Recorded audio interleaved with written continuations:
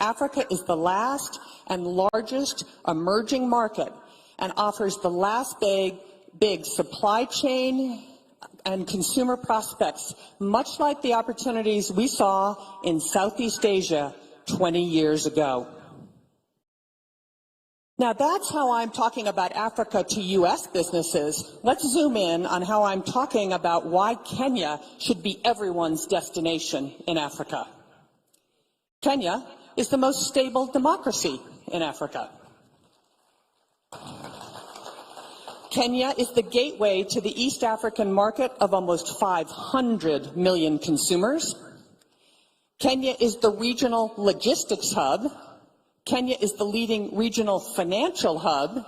And Kenya, with its Silicon Savannah and super smart engineers, is the region's ICT hub. Kenya is a leading destination for foreign direct investment and venture capital. And Kenya has a young, educated, entrepreneurial, and English-speaking workforce. Kenya generates, as I said, over 93% of its energy from renewable sources, and Kenya's largest export market is the United States. Let me repeat, Kenya's largest export is the United States, and we feel Kenya is ready for liftoff as it diversifies. Let me unpack a couple of these areas. Democracy. I arrived in Kenya days before the August 22 general elections. What I witnessed was nothing short of remarkable. Kenya held what many analysts and commentators say was the freest, fairest, and most credible election in Kenyan history.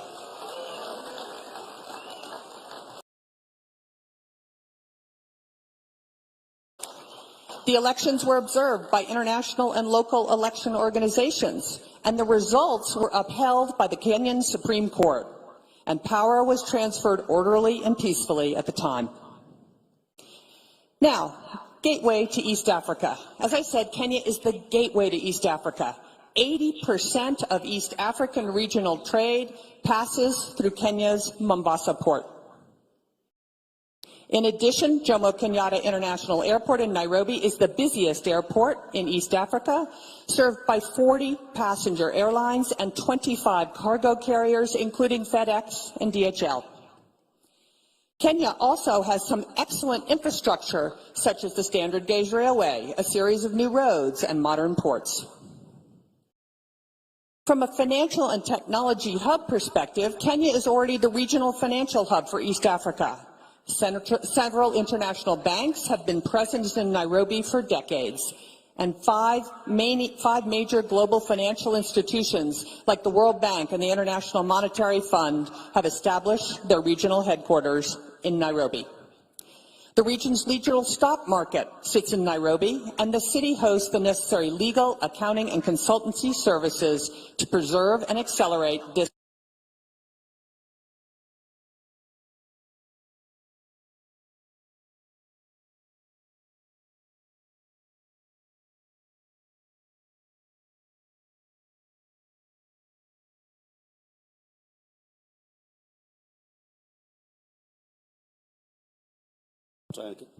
There we go. Okay, great. Thank you.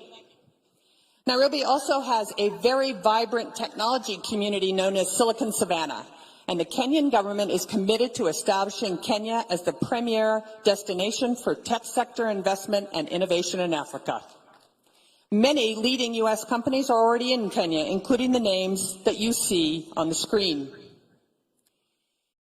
Emerging, but also hugely impactful. Oh, having a little trouble there. Emerging, but also hugely impactful Kenyan tech companies like Copia Global, Semiconductor Limited, Twiga Foods, Market Force, Power Financial Wellness, and others are here in Kenya. I've met these companies, I've visited their operations, and what I see happening here has many of the critical components that make Silicon Savannah an even bigger success. Now, at the nexus of finance and technology sits one of the most impressive companies I have ever seen, M-Pesa. M-Pesa has annual revenues of over $1 billion US, $360 billion of gross market value flowed through the platform last year. And it has an open API of over 60,000 developers. M-Pesa has over 50 million customers in 7 countries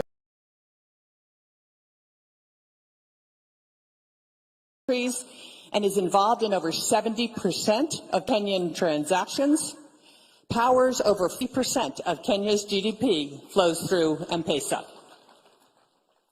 And let me tell you, I know a little something about this industry, having bought and owned PayPal at eBay, and I assure you, M-Pesa is extraordinary.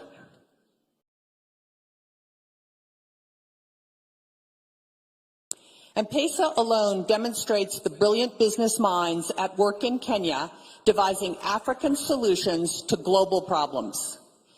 Foreign direct investment and venture capital, Kenya has attracted significant foreign direct investment and is a leading destination for venture capital.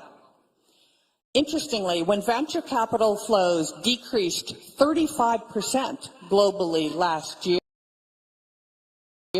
total funding in Africa actually increased 8%. Even more impressive, while venture capital to Nigeria was down 36% and essentially flat in South Africa, funding to Kenya increased by 33%. You go, Kenya. Adjusted for GDP, Kenya receives significantly more venture capital than anywhere else on the continent, generating roughly triple the venture capital to GDP ratios of Nigeria, Egypt, and South Africa.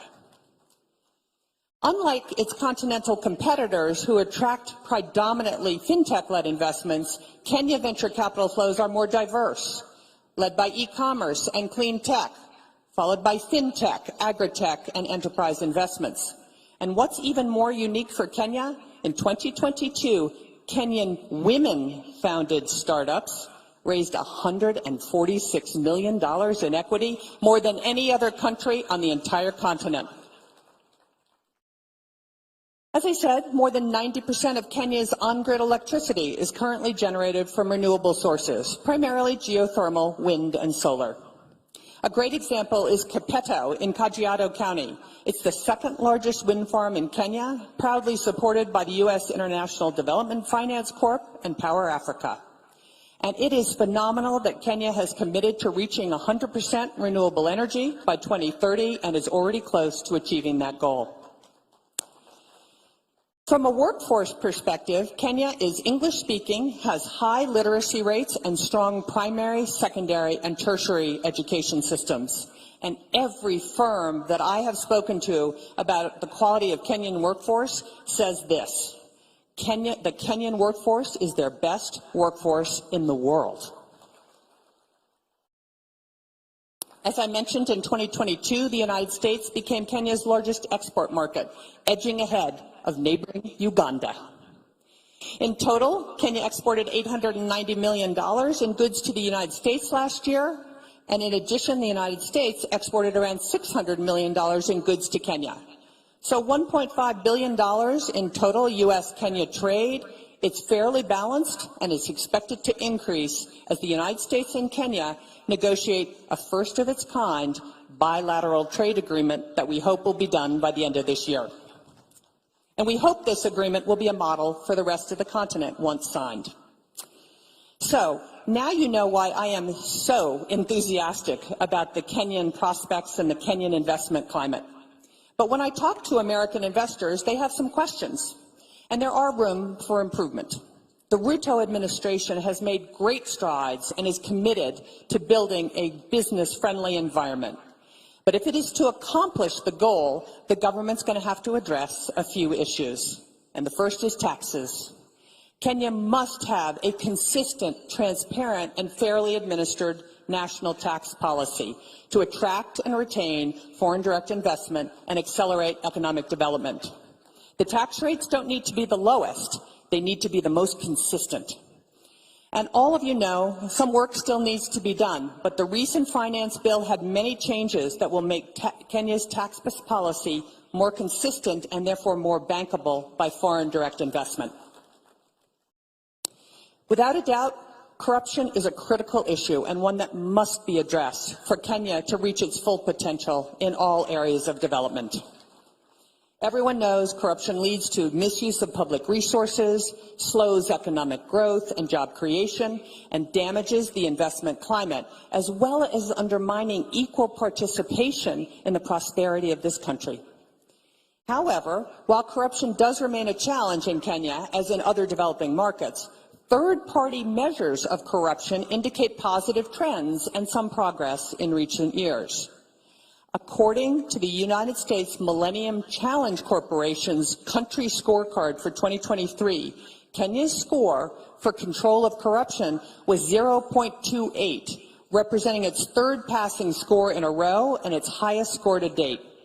But to put this number in perspective, Kenya's 0.28 was superior to India's 0.18 and Vietnam's 0.19.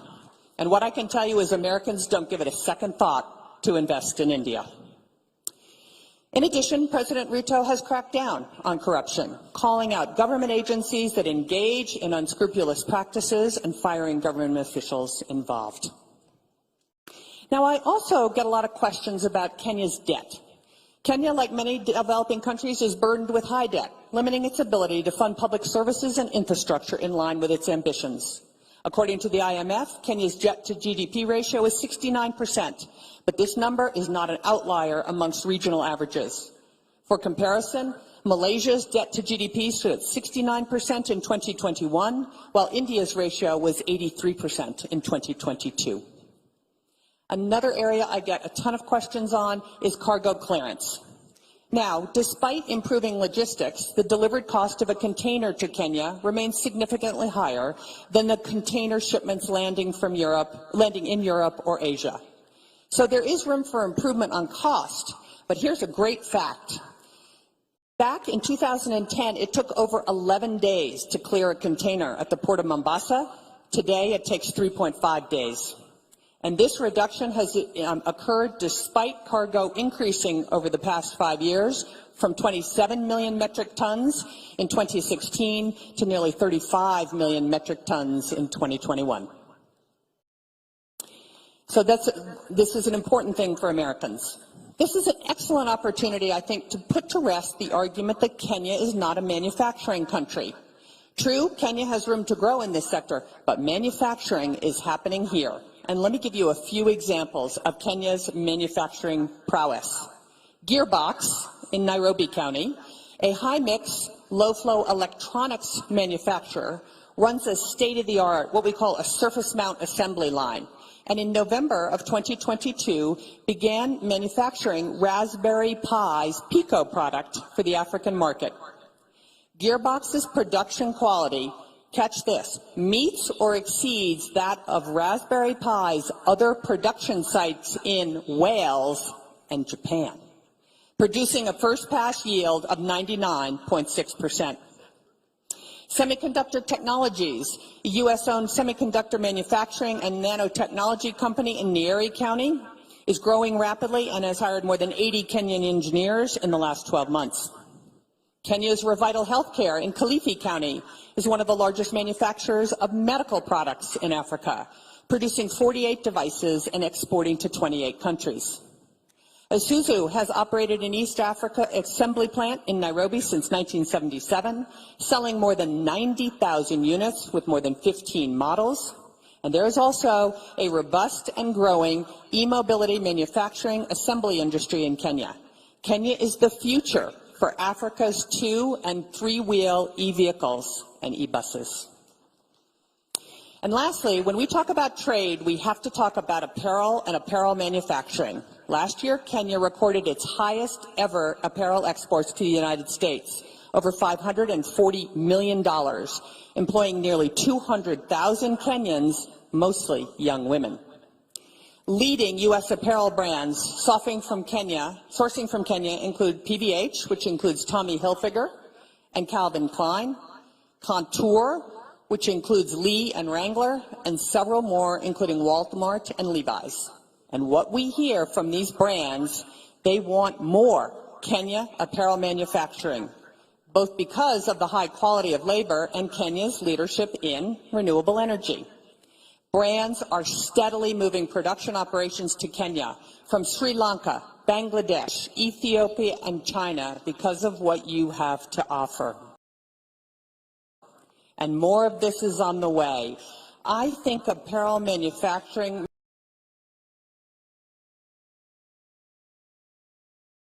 may be the biggest near-term employment opportunity in all of Kenya. So clearly, there is some business. Over the past year, the Kenyan government has been implementing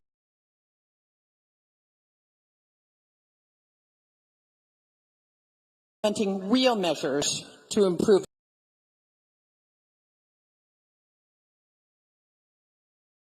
economic conditions and create a business-friendly investment climate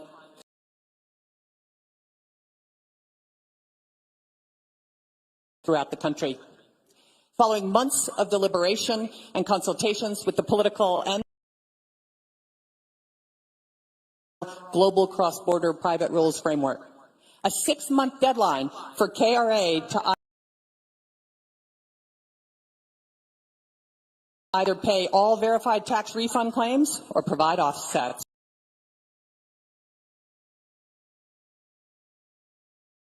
Requirement for ICT companies, removal of tax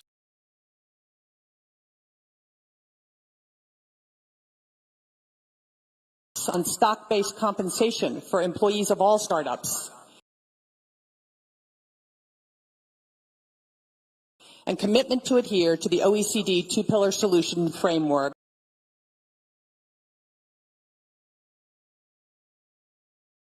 for digital services tax.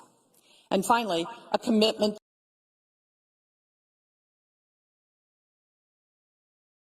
to revitalize Kenya's special economic zones to maximize their competitiveness, and more reforms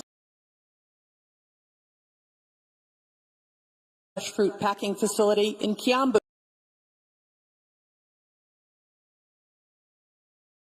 County. Kentegra, a U.S.-Kenya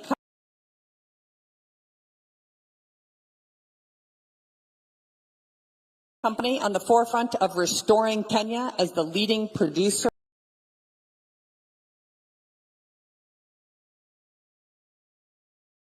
of organics, an incredibly innovative company founded by young MIT graduates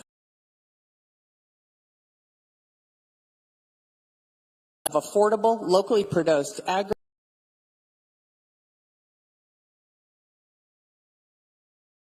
agriculture inputs.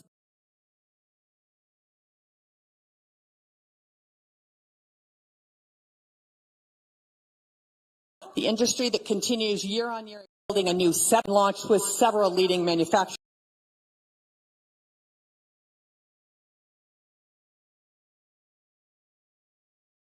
companies, including MAS and Mega, Coast Apparel,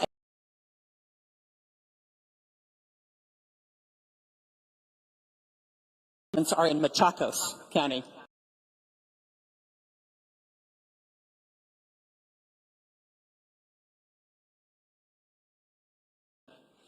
Best Corporation, also in Machakos, will launch IT and innovation. They'll add 4,000 jobs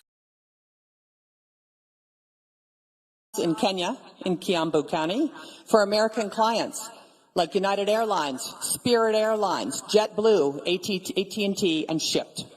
In energy, Malele Energy, a U.S. company, just concluded a deal to acquire part of the Turkana wind power project, one of the largest in Africa, and producer over 20% of Kenya's electricity in 2022. Finalized an agreement to build the new $500 million vaccine manufacturing facility in Kiambu County.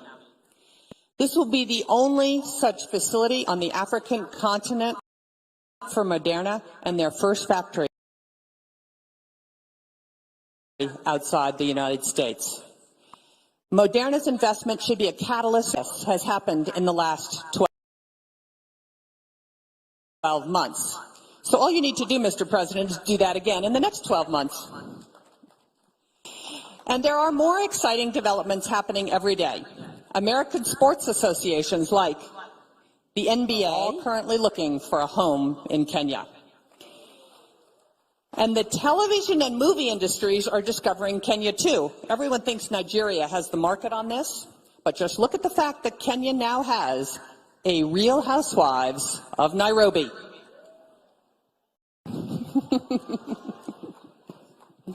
So, there are many reasons why global businesses are considering or should consider Africa, and specifically Kenya and your counties, for trade and investment opportunity. This is your opportunity. What are your priorities? What is your sales pitch?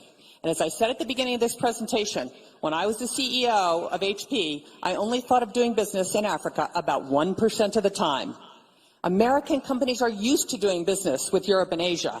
How will you convince them to make doing business in Kenya just as routine? I encourage you to take this presentation. There's no trademark on this presentation. Take this presentation and tell the story of why Africa, why Kenya, and why your county. Why Garissa? Why Mombasa? Why Isiolo? Why Nakuru? Why any county in the country? You should be able to answer the question, why Africa, why Kenya, and why your county? So to conclude, the United States and Kenya are open for business. And to quote President Ruto, Kenya means business. So we have work to do. We need to roll up our sleeves and deliver the results. The American people and your constituents deserve our best efforts to expand shared economic opportunity and growth. Asante sana.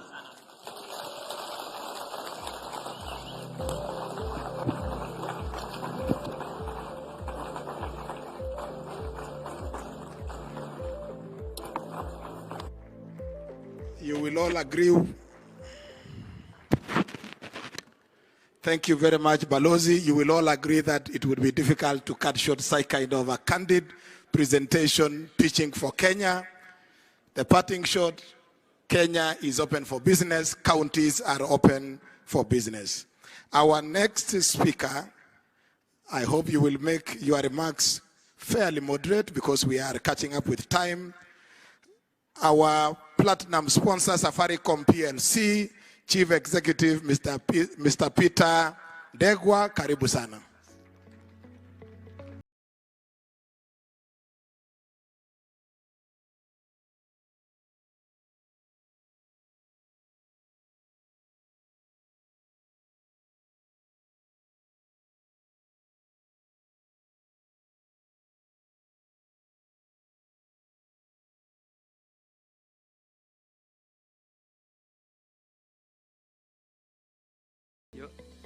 Your Excellency, how do I follow that kind of presentation? But before I start, Your Excellency, I wanted to say to Governor Sang of Nandi, in terms of the issue of being beaten by the Senate in the football.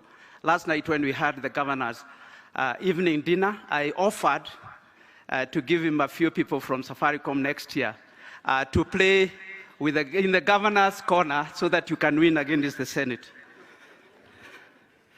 So, Your Excellency, Dr. William Samoei Ruto, President of the Republic of Kenya and Commander-in-Chief of the Kenya Defense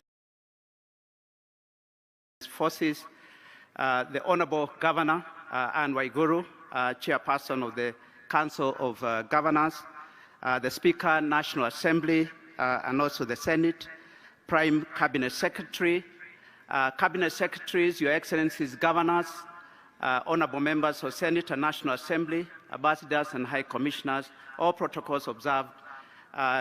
Ladies and gentlemen, good afternoon. Good afternoon.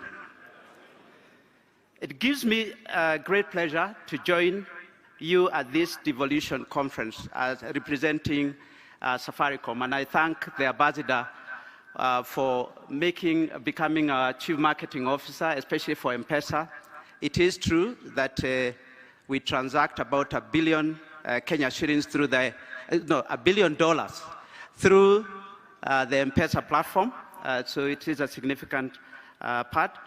But I'm happy to be here in the home of champions as Safaricom, which has been a major partner for devolution, but also digitization.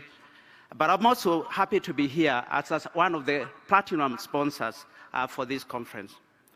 This year's conference marks the 10th anniversary of devolution, a feat we should all be proud of. As Safaricom, we feel privileged to have worked with the national and county governments in the devolution journey every step of the way. We are a purpose-led, Kenyan-born company that uses transformative power of technology to enable Kenyans live better lives. It is about combining the power of innovation and technology to improve lives of people.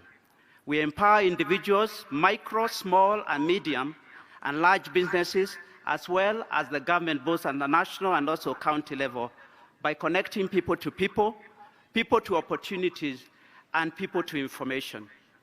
Your Excellency, ladies and gentlemen, our DNA is Kenyan.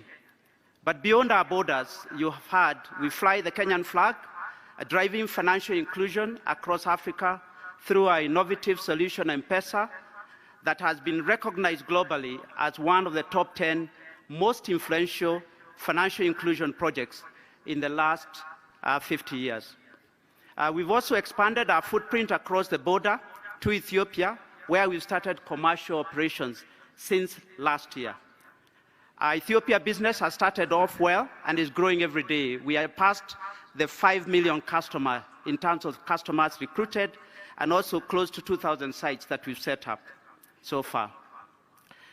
Through the foundation, which is the Safaricom Foundation, we have built a footprint in all the 47 counties, and many of the county governors and officials are familiar, partnered with over 4,000 partners and implemented over 4,000 projects, investing over 7 billion Kenya shillings since Safaricom Foundation was started on August 14th, 2003.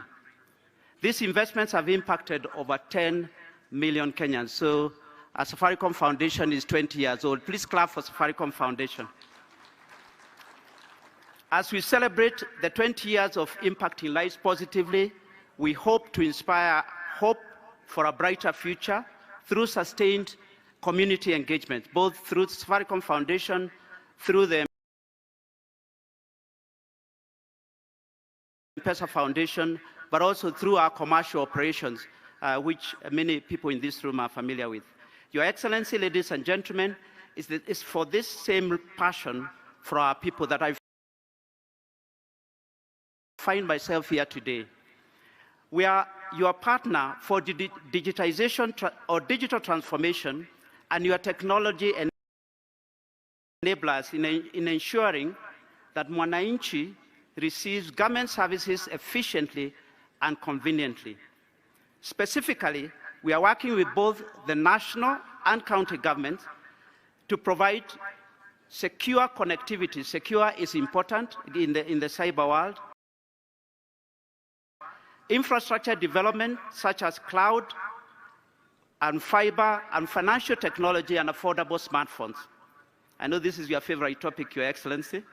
Recently, His Excellency President Ruto said that it was our collective duty to deploy the best innovations and technologies to make Kenya efficient, competitive, and prosperous. His Excellency has pronounced himself on several occasions, pledging to enhance government service delivery through digitization and automation of government services for online access. Safaricom is right at the heart of technology advancements that the country leadership recognizes as key in enabling prosperity for its citizens. We've been a partner with national government initiatives on various sectors. In agriculture, we supported the government rollout the revolutionary fertilizer subsidy program to over 3.2 million farmers across the country. I thought I would receive a clap for that.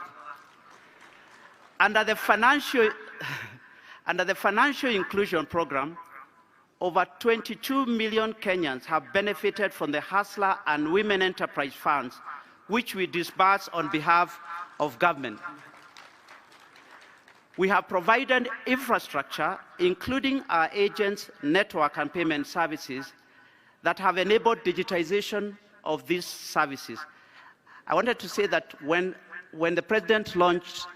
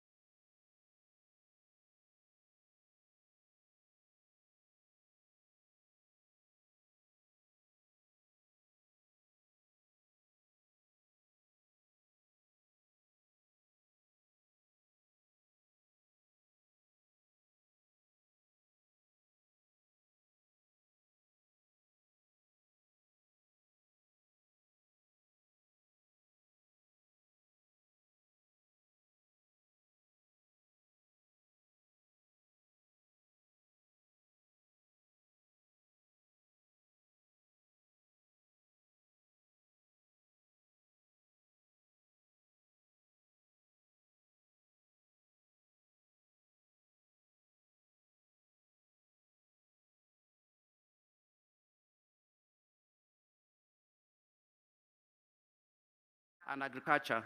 Last evening, we presented to governors the My County app, a technology solution that empowers citizens to seamlessly access county government services and engage county leadership, whilst at the same time enabling counties to grow their revenue through digitization of services. My County app was launched in Makueni earlier this year, and I'm told by Governor Kilonzo that it is making a big impact. It is an app where counties can collect and deliver services without having to launch several apps for different counties or different services. Specifically, My County app will enable counties to broaden digital services scope, increase own source revenue due to better collection and service delivery, and most importantly, drive citizen engagement by allowing citizens to directly engage county leadership digitally. As I've said so far, 14 counties have connected to My County app and will continue to engage others. And as I've said, it is all interoperable with other digitization elements that the government is using. As I conclude, Your Excellency, ladies and gentlemen, I want to reiterate Safaricom is ready to work with your governments to ensure that no Kenyan is left behind in this digital era. I echo His Excellency's Ruto's call that we can help to deliver service to Kenyans from the comfort of their homes, chambers, or from their businesses. Your Excellency, for us to support Kenyans adequately, we also call upon the government to continue to creating policies that encourage investment, a conducive environment that will allow enterprise to lower their operating costs and also subsequently pass these benefits to customers. The industry has collectively invested in modern infrastructure which is widely spread across the country.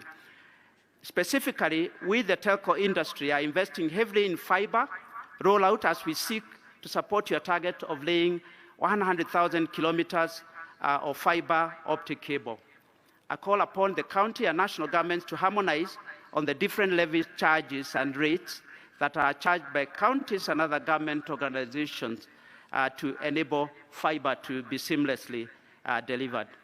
In addition, we ask that the government classifies telecommunication, in particular fiber infrastructure, as critical infrastructure, because today, when roads are being constructed, fiber is cut and there is no consequence of cutting fiber, unlike power or water. This will ensure that the safety of these assets enable more investment to accelerate the rollout of fiber across the country. We remain committed to making a difference by supporting the economy through job creation, meaningful partnerships, and remain steadfast in paying duties and taxes to the government. Safaricom recognizes that technology has tremendous potential to unlock Kenya's economic growth, solve customer and societal challenges, and deepen digital and financial inclusion. We will collaborate with the government towards projects and initiatives that seek to transform the lives of Kenyans. With these remarks, I thank you and I wish you all a very successful 2023 Devolution Conference. We are ready to be your partner of choice in digitization, and we are ready to partner to make the future of Kenyans brighter. Thank you very much.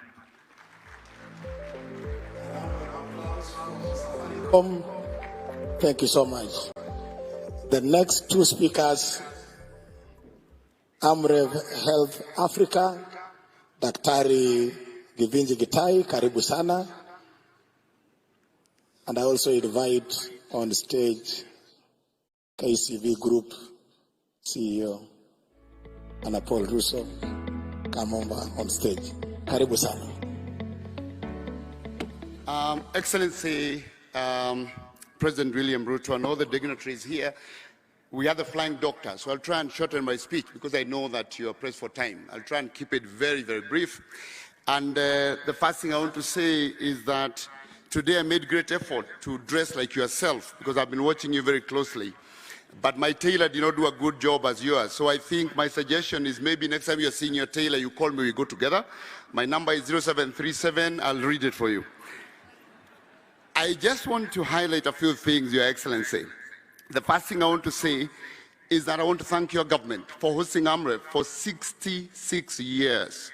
AMREF is an international NGO which was founded in Kenya but has spread to 35 countries in Africa, spending about $250 million every year on healthcare. In Kenya, we spend about $60 million on healthcare, and your partnership and your patronage in your presidency is greatly appreciated. We, of course, started off as flying doctors, and that flying doctors was necessitated by absence of specialists out in the counties, by poor infrastructure. But now, our flying doctor service is no longer transporting doctors to the counties because your government's efforts and the county government's efforts has made sure that specialists are now available across the country in the remotest places, working very, closely with the Ministry of Health, and the road infrastructure is good. We no longer have to transport a doctor by air. We can actually drive them to where they need to be.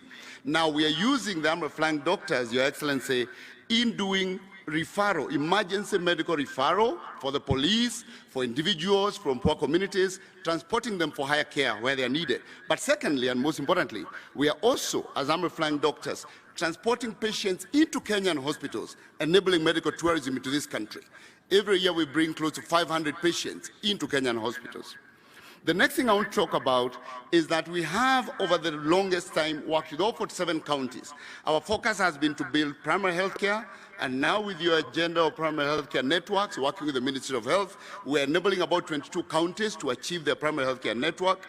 We are working with the Ministry of Health to enable registration of over 100,000 community health promoters, and we continue to support your agenda to achieve this. In doing so, we are establishing Kenya's largest primary healthcare university. AMREF is spending $50 million, Your Excellency, between this year and next year to build the largest primary healthcare hospital, training nurses, university nurses, community health extension workers, midwives, physiotherapists, and we'll be coming to you at the launch, and we'll be coming to you also for the charter. Right now, we have over 3,000 students in our university environment. Finally, we know that our countries are operating at little fiscal space. The ambassador made it very clear the debt crisis is squeezing the fiscal space further.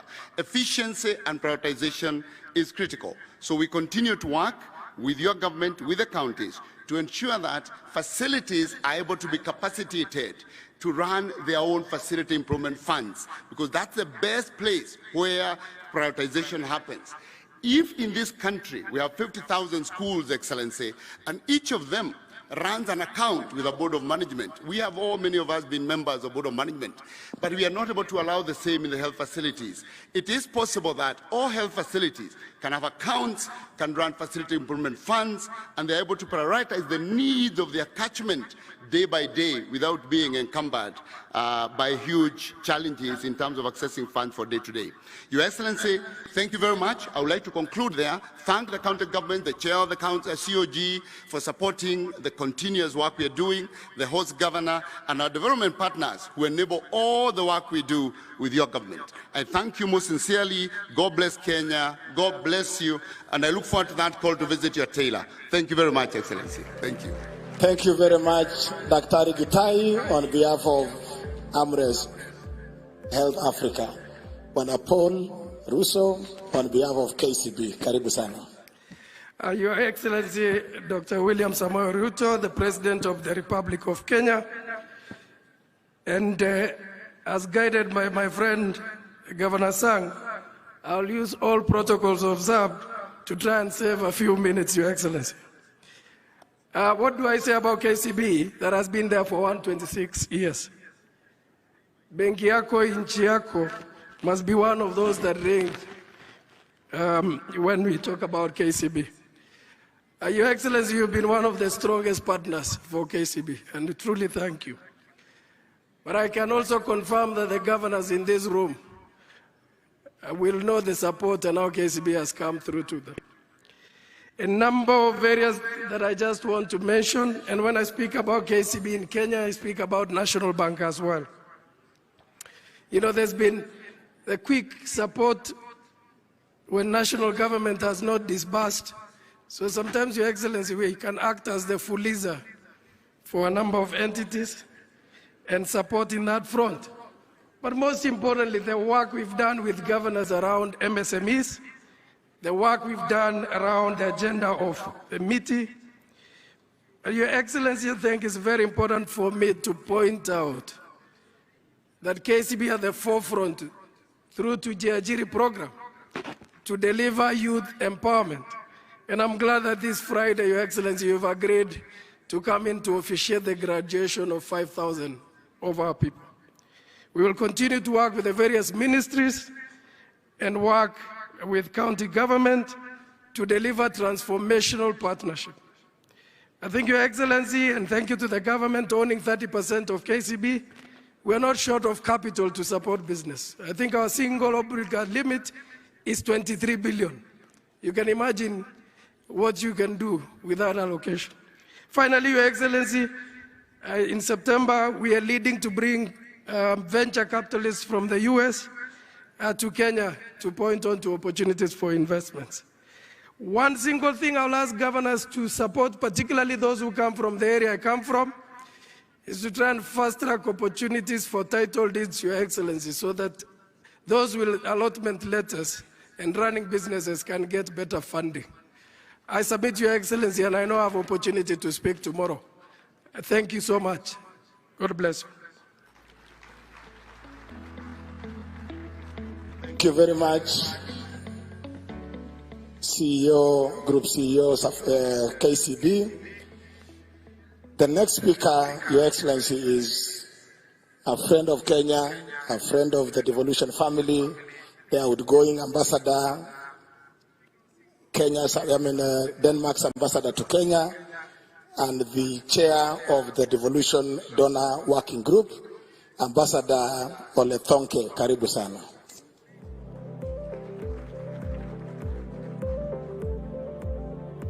And as the ambassador comes, we have reorganized the program in order to save on time.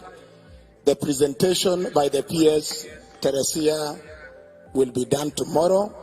The presentation by Ahmed Abdullahi on the resolutions of the 7th Devolution Conference will be done tomorrow. Also, the presentation of the resolutions of the Children's Conference will be done tomorrow. So those 3 items are off the program for now. Karibu Balozi. Thank you so much. Your Excellency, Presidents, all protocols observed. I looked at the list of speakers, and now I understand it's shortened a little bit, but then it reminded me of my favorite band making music here in Kenya, Sauti Sol, and one of their greatest songs is called Short and Sweet. I will try to do that today. Listening to my American colleague and her presentation, I also thought of changing the title of my presentation today. Instead of Why Africa, Why Kenya, mine will be Why Kenya, Why Devolution. First of all, it's a great honor for me to speak on behalf of development partners. I've learned from the host governor, Jonathan B., that this is the county of champions. But if I was to name a country of champions in terms of devolution, that would be Kenya. You have in 10 years built up a huge devolved administration from scratch, which is for me really a remarkable achievement. And what I have witnessed working with devolution right from the beginning is that very, very soon there was this spirit of family in terms of devolution. Everybody came together, worked together despite political differences, finding solutions and really trying to move forward services to the people in the different counties. Furthermore, I also noted when I was present at the elections in 2012, a lot of politicians, they wanted to become senators. They thought that was the thing at that time, whereas not as many were that interested in becoming a governor. That is very different today. Not that senators are not important, but I think the interest and the competition to become a governor nowadays, for me, really is a signal of how devolution has transformed also politically Kenya. Also, speaking to a lot of voters going into the elections last year, a lot of them, they said, yeah, we are not sure what we will vote for at national level and for our National Assembly, but for my MCA and my governor, that is so important for me. So for me, that's part of the story of the success of devolution in Kenya, bringing the resources and the decisions closer to the people that are affected by that. And we have seen amazing results, I believe. We have seen much more equal development all over Kenya. We have seen citizens' participation, which is crucial. We have seen huge investments in the health sector, in water, agriculture, roads, etc. And I also witnessed during the drought due to the climate change the last couple of years, the way that a lot of the county governments really engaged in climate change, for me, is a clear signal that the notion that climate mitigation, you need to deal with that at a global level, but climate adaptation, you need to deal with that at a local level. So for me, devolution in Kenya has really been a game changer. And that's why we as development partners are so keen to engage even more with all counties and the devolved organizations of Kenya. There's a couple of things to move forward devolution even further in Kenya. First one, we have discussed so many times that if the counties do not get the money, the resources in time to spend them before the financial year ends, nothing will happen. And I'm so happy to learn that this year, the new government and you, Mr. President, that you were able to actually send the money already the 10th of July to the counties to make sure that those monies start working immediately. For us development partners, unfortunately, our funding needs to go through the annual county additional allocation grants, and that needs to be passed by both Senate and the National Assembly, and that process somehow is cumbersome. We've discussed at length. I really hope that you will be inspired by the executive and get those money out working very, very soon. We are actually talking about development partners funding of around 33 billion shillings. Secondly, we must ensure that corruption does not happen at county level. That has always been the argument against devolution, that this will just devolve corruption in Kenya. And that will be deceiving the citizens and the local communities around. And also for us development partners, we will run away as fast as we can when we observe that. I also noted that one of the first things Your Excellency did and announced after the elections was that this government wants to transfer the remaining functions according to the Constitution to the counties. I understand a lot of work is going on because it is not an easy task and it involves a lot of resources, but it's underway and we are all really looking forward to that happening. To end, I urge all to recognize that the glass of devolution is actually more than half full in Kenya. Both central and devolved level needs to work together, and they are, to fill that glass even further. And when I was walking through the stands before coming here, I have witnessed so many, both civil society, private sector organizations that are really keen and willing to work with everybody and all the counties to move devolution forward here in Kenya. And I can assure that we as development partners, with these things, we are also ready to pour in a bit of extra water in the glass of devolution. This will be actually my last public speech in my tenure here in Kenya. I really want to thank everybody that I've worked with around devolution. It has really been an honor and a privilege for me, and I wish you all the best of luck. I will follow what's happening in Kenya from a distance. Thank you so much. Thank you very much, Balozi. Next, Your Excellency, is a very short video on 10 years of devolution, just capturing the moments. Kenya has recorded remarkable transformation since the inception of the devolved system of governance in 2013. Devolution has ensured development across all counties, and citizens have embraced this system of governance. It is in this context that the Devolution Conference 2023 is taking place.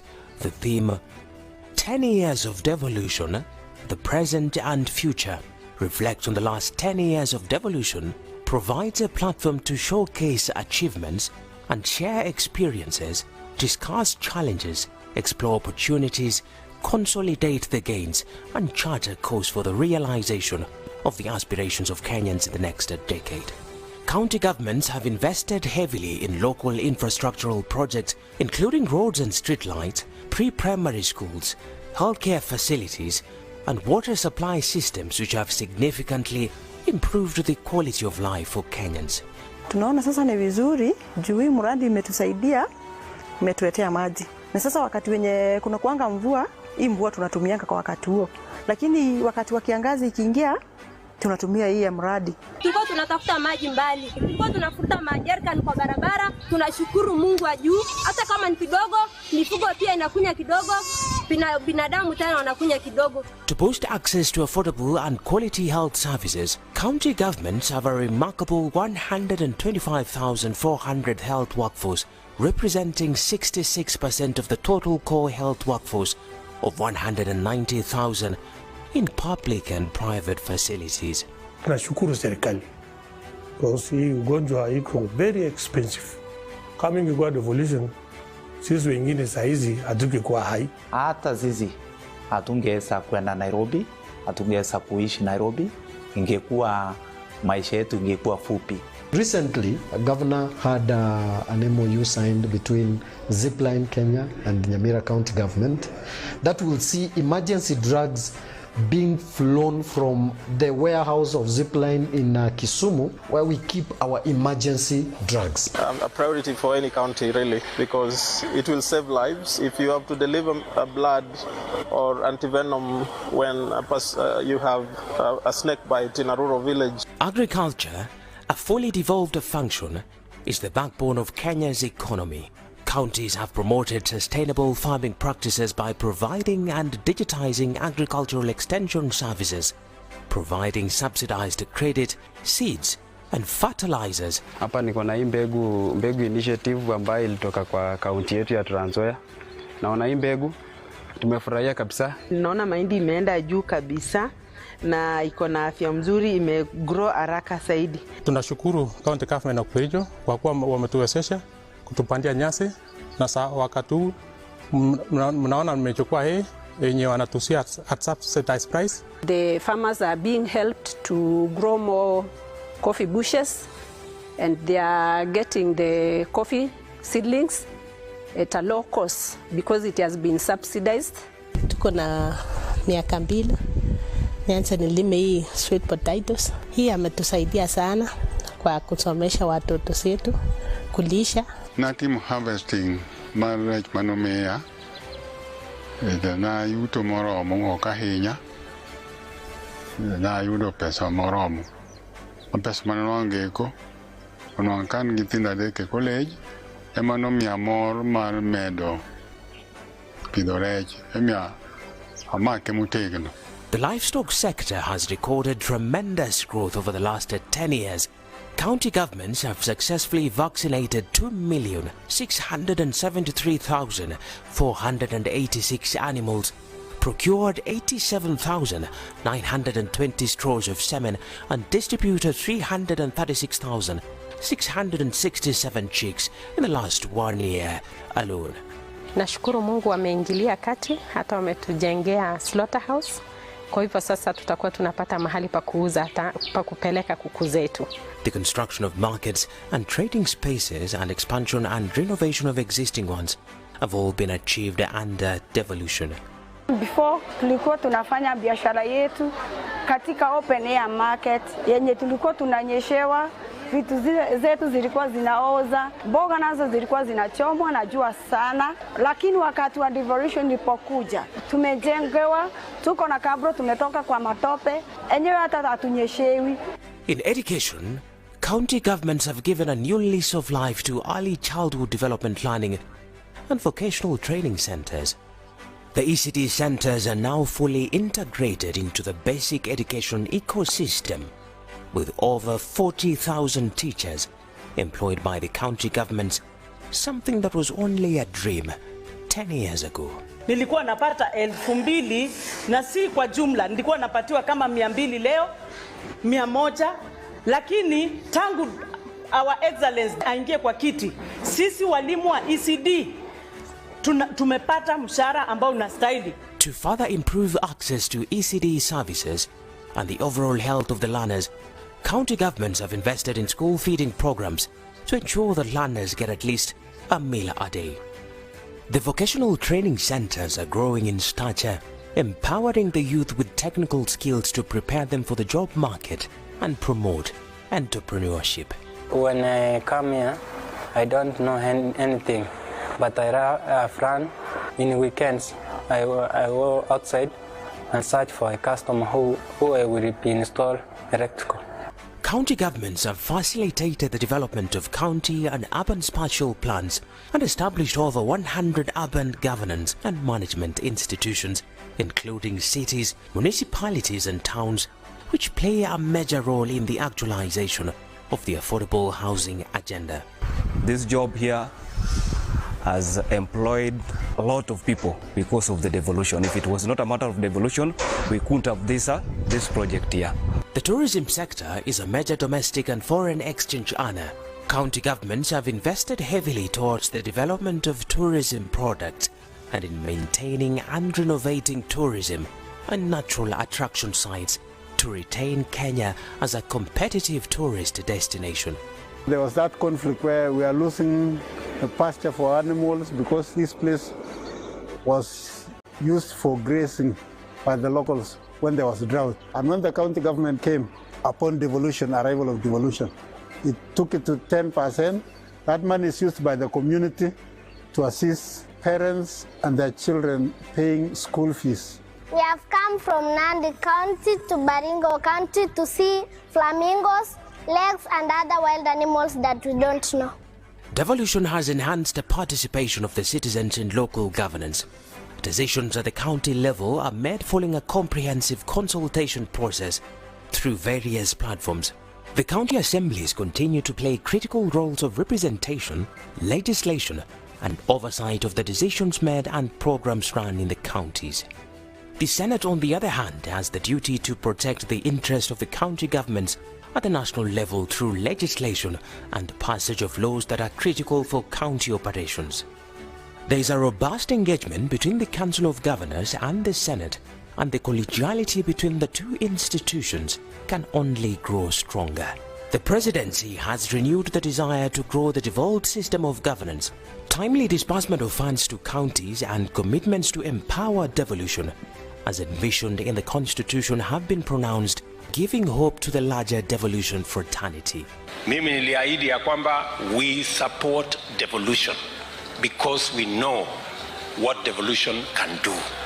10 years of devolution has placed Kenya in a trajectory of holistic growth. This conference brings us together as a country to reflect on the 10 years and embrace more strategies that will meet the aspirations of the citizenry, offering them more optimism of a great Kenya under devolved unit. Ladies and gentlemen, welcome to the Devolution Conference 2023. A round of applause. 10 years of devolution. Next, Your Excellency, remarks by the National Assembly Speaker, remarks being made on his behalf by the Deputy Speaker, Honorable Gladys Bosch-Shonei. Karibu sana.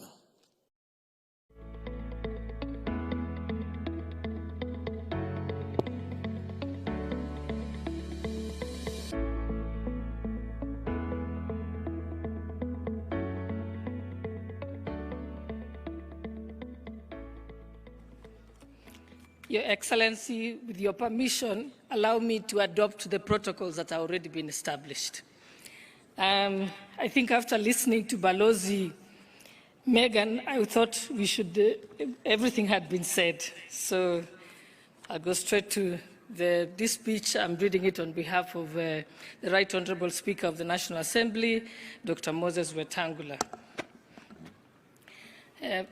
It goes like this. He says, I'm honored to stand before you today on this momentous occasion as we gather here in Uasin Gishu County to celebrate the decade of remarkable progress in the journey of devolution. This conference provides us with an opportunity to reflect on the achievements, challenges, and the bright future that lies ahead as we drive transformation from county level. This conference serves as a testament to our commitment to county governance and economic development. And it is an honor to have His Excellency the President gracing this occasion. Your Excellency, your presence today not only adds prestige to the event, but also underscores the significance of our collective efforts and national government commitment to the devolution process.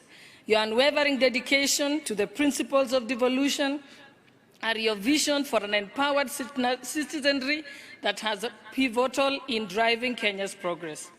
Your leadership and vision have been instrumental in guiding our nation.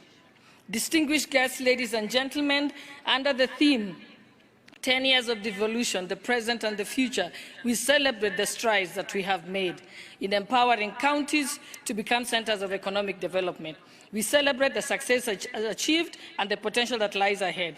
The concept of devolution has led to numerous positive changes that have positively impacted the lives of citizens. We have witnessed the improved healthcare services, better infrastructure, enhanced education, and increased citizen participation in the governance of others. As we gather here today, one of the most notable patterns within the intricate design is the close and symbiotic collaboration between our county governments and the esteemed National Assembly. Your Excellency, our shared vision and of cooperation has enabled us to work hand in hand to address the needs of our citizens. The National Assembly, Your Excellency, will continue to assist the county governments in their daily operations by passing legislation that enables effective delivery and equitable distribution of resources. As we navigate the path of devolution, it is worth acknowledging the intricate interplay between the two tiers of government. Much like the symphony, where an instrument contributes to the harmony as a whole, the collaboration between county governments and the National Assembly has been created and is harmonious. Your Excellency, the National Assembly is committed to deal with the healthcare laws that are pending, the laws relating to the roads and infrastructure, the laws relating to food and feed safety, and other matters of better quality education. Ladies and gentlemen, Your Excellency, allow me to reiterate the 2010 Constitution, which was a turning point in our history. It is where the county governments were born. Your Excellency, given also the trajectory, and according to the UN Women Africa report of 2022, devolution has increased the opportunities for women and other marginalized groups and has allowed them to participate and engage in county-level planning, budgeting, and implementation. This has been great opportunities.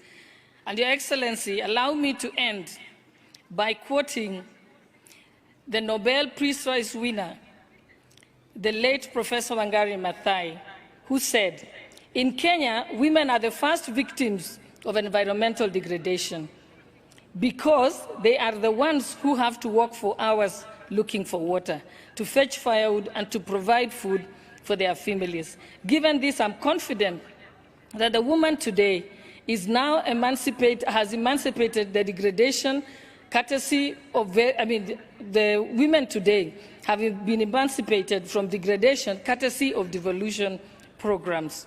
And with that, we thank you and wish you fruitful deliberation, signed by Dr. Moses Wetangula, Speaker of the National Assembly. Thank you. A round of applause for the Speaker of the National Assembly. Next on stage, Your Excellency, is His Excellency Musalia Mudavadi, the Prime Cabinet Secretary, to come and make his remarks. Karibu, Your Excellency Musalia Mudavadi.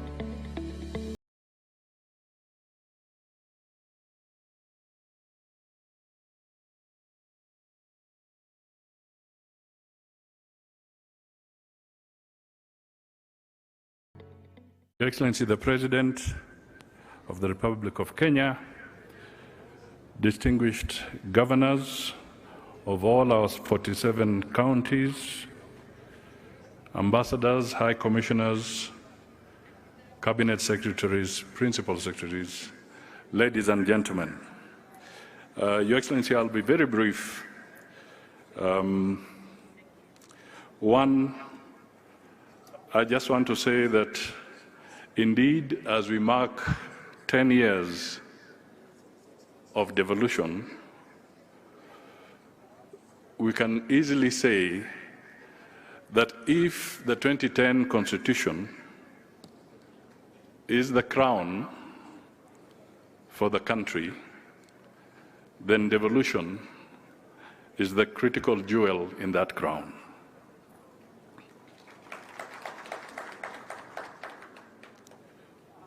Your Excellency, as I listened to the various presentations, but more so from the US ambassador, I can only say thank you for pitching for Kenya.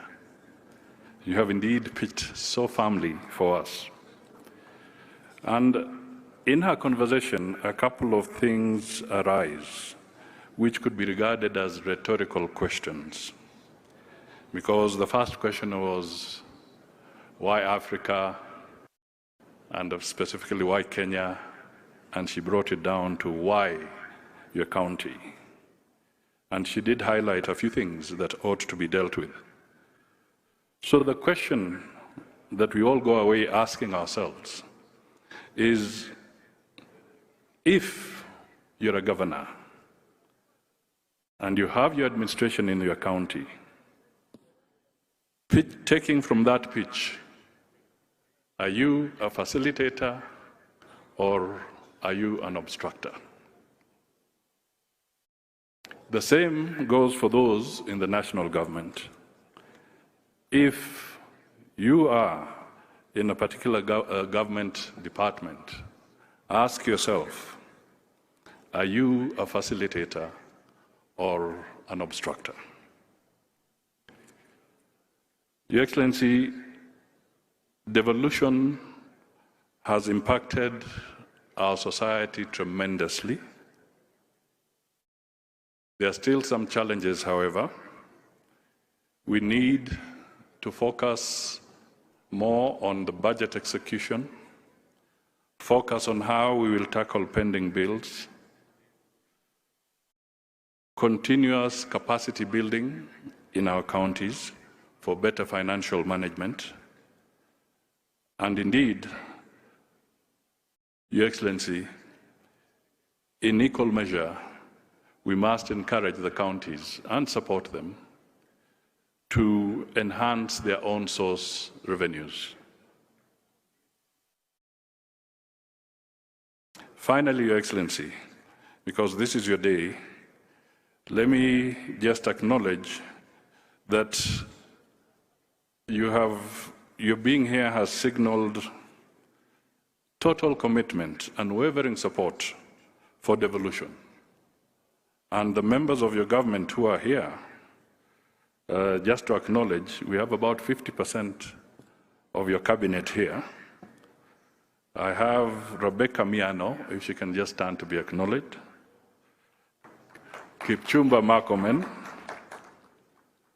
Honorable Mithika Linturi, Davis Chirchir, Simon Chelugoi, Eliud Owalo, Susan Nakumicha, Salim Vuria, Florence Bore, Ezekiel Machogu. Is there any CS I have missed? At least that's about 50% of the cabinet is present. Equally, about 50% of the PSs are here. We have Julius Bitok, Festus Ngeno, Terry Mbaika, John Oluka, Anne Wangombe, Susan Mangenyi, Kelo Hassan, John Tanui, Nixon Korir, Jonathan Mweke, Idris Hassan, Joel Amurang, Betsy Mudhoni, Hari Kimutai, Mohammed Iba, Kilemi Abubakar Hassan, and Charles Hinga. Your Excellency, taking the cue from you, they are taking devolution seriously, and anybody who doesn't, it will be at their own peril. So, ladies and gentlemen, congratulations to all the counties And we encourage you to continue with a good effort. God bless you all. A round of applause for the Prime Cabinet Secretary. Asante sana. Next on stage is the Right Honorable Speaker of the Senate, Senator Amason Kingi, who will also recognize the members of the National Assembly and members of the Senate present. Karibu sana, Mr. Speaker.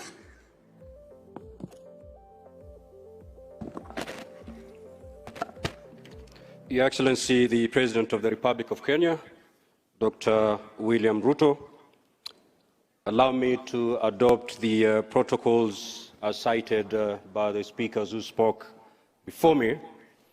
And before I make my remarks, Your Excellency, allow me also to recognize the presence of senators from the Senate.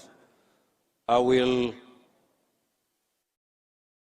because of time, maybe I may not be able to introduce them individually, but I will ask them and request them to be upstanding so that they can be acknowledged.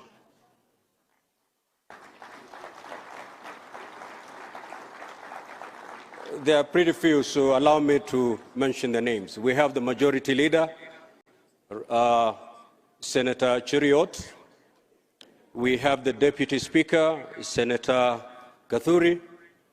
We have Senator Chirangei, Senator Methu, Senator Abbas, Senator Karungo, Senator Lelegwe, Senator Cheptumo, Senator Kinyua, Senator Kipsang, Senator Seki, Senator Mwaruma, Senator Nyutu, Senator Veronica, Senator Kavindu, Senator Muma, Senator Tobiko Perez, Senator Manzo, Senator Wakili Sigei, Senator Hamida, Senator Professor Tomo Jenda, Senator Margaret Kamar, Senator Lominen, Senator Murgo, Senator Mofire, Senator Miraj, Senator Montet, Senator of Lamu Kamau, Senator Wakili kutoka Kwale Chimera, Senator Boy, Senator Faki, Senator Mbugwa, Senator, the Chairman of Park Moses Kajwang, Senator behind there, Senator of Busia. Yes. Well, I don't need to introduce him, Your Excellency, for reasons better known to all of us. A wonderful gentleman. Senator Boni. You know, my specs are letting me down. Senator Boni, yeah. Senator Obur, the youth leader in the Senate.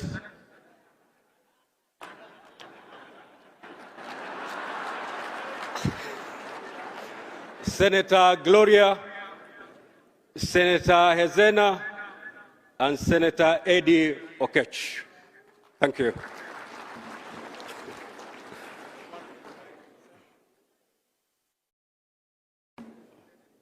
Oh, Senator Alan Chisang here. Thank you. Your Excellency, indeed it is my honor and great privilege to make my remarks at this very important occasion, the official opening of the Devolution Conference 2023. On behalf of the Senate of the Republic of Kenya, I wish to thank each and every one of you for creating time to attend this gathering. Your presence demonstrates your commitment to ensuring success of devolution in Kenya. As framed by the theme, 10 years of devolution, the present and the future. This conference is an ideal platform for stock taking on the implementation of devolved governance in the past 10 years. Your Excellency, sir, the last 10 years have been an eventful period for this country. Throughout devolution, we directed every ounce of energy in a relentless endeavor to attain the goals and objectives of devolution outlined in our Constitution. The 2010 Constitution, as we are all aware, occasioned a major reconfiguration of state power and responsibilities by devolving an array of functions to the 47 county governments. And clearly defining the mandates of each player in the devolution space, the 2010 Constitution and attendant laws have facilitated a seamless engagement between Parliament of Kenya, comprising of the Senate and the National Assembly, the Council of Governors, county assemblies, and the executives of both national and county governments in championing the cause of devolution. Thanks to the time, effort and resources invested by these institutions in this governance model, devolution has left clear footprints across our nation. Each of the 47 regions has an outstanding story to tell on how devolution has occasioned a positive and impactful realignment of its development priorities and address unique needs of residents.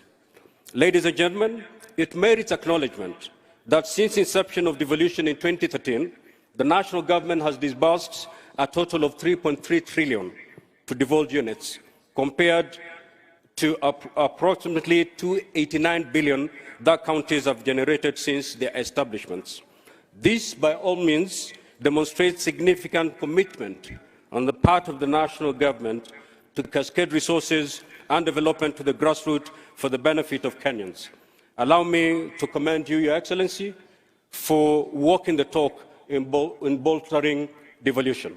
As a Senate and Parliament at large, we appreciate the priorities accorded to bills presented to you, sir, for assent, notably the Equalization Fund Appropriation Act 2023, County Allocation of Revenue Act 2023, and the County Government's Additional Allocation Conditional Grants 2023. The stated laws have a direct bearing on county financing, and their prompt enactment and assent paved the way for release of billions of shillings to devolved units for equitable service provision and development projects. An array of other proposed new legislation, nearly 40 in number, are currently being processed by the Senate.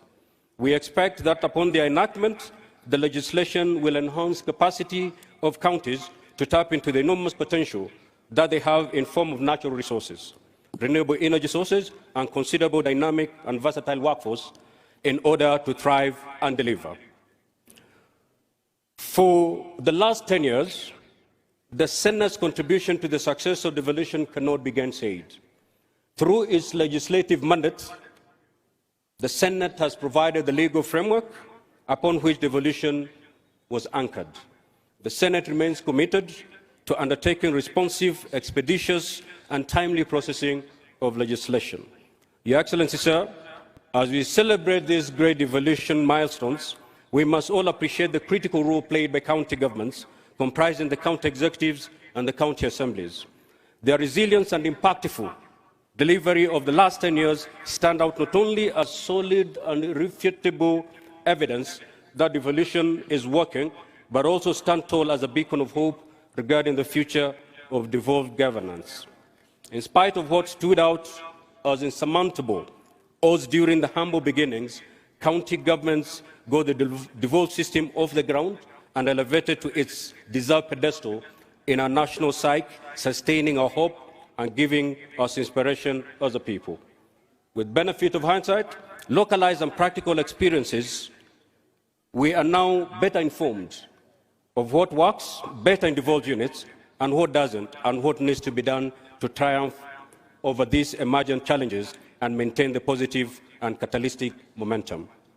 Hurdles such as pending bills that keep accruing at alarming rates, presently estimated at nearly 160 billion, and noted grey areas in some devolved functions will certainly be confined to the dustbins in history if we maintain this trajectory. This will then accord us the much-needed space, time and resources to shift our focus to confronting other emerging threats of our society, such as climate change, unemployment among our youth, and impacts of geopolitical upheavals and economic recession, to name but a few. Ladies and gentlemen, psychologists and human development experts teach us that at 10 years, a normal human being is expected to exhibit certain discernible traits and habits which affirm that he or she is on a normal growth trajectory.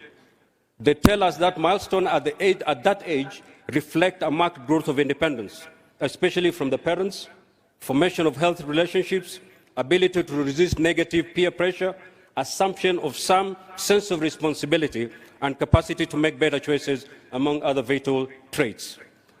In my considered view, this analogy best illustrates where we are as a country on matters devolution. After 10 years of practical implementation, all signs are clear that devolution is now ready for a completely new course in enabling and fulfilling the dreams of Kenyans. As a country, we now expect to see more assertive, accountable, transparent, and resilient devolved units that manifest some level of independence from the national government. We yearn to see counties aggressively pursue more beneficial partnerships, networks, and collaborations, adopt a keen sense of responsibility in pursuit of their goals and objectives, as well as acquire capabilities to make their operations and activities self-sustainable. To this idealism and into realism, I challenge devolved units, with the support of all other partners, to embrace new approaches and models in executing devolution. Counties should be ready to explore and adopt novel and more innovative ways of raising on-source revenue to avoid the over-reliance of the national exchequer. Counties must also be inspired to take advantage of the regional economic blocks for shared economic opportunities and growth. To deepen accountability, which is a key ingredient of good governance, county governments must be ready to come up with more stringent measures to curb corruption and ensure county resources are used for the intended purposes and for the benefit of Wananchi. It will be a big win for devolution if devolved units moved fast to seal accountability loopholes, as periodically flagged by the reports of the Office of the Auditor General and also reports by the Senate committees on PIC and PAC. Your Excellency, as I conclude my remarks, I wish to reiterate that attainment of the great goals of devolution going forward will require more than the work of a single institution. Tapping from my 10-year experience as a governor, and now in my capacity as the Speaker of the Senate, I know for a fact that it will take a collegial and partnership-oriented approach to propel devolution to the next level. I urge county governments to add impetus to the thriving partnership with the national government for enhanced capability, especially in the delivery of targets in capital-intensive areas such as housing, health, trade, investments, and agriculture. For all of us,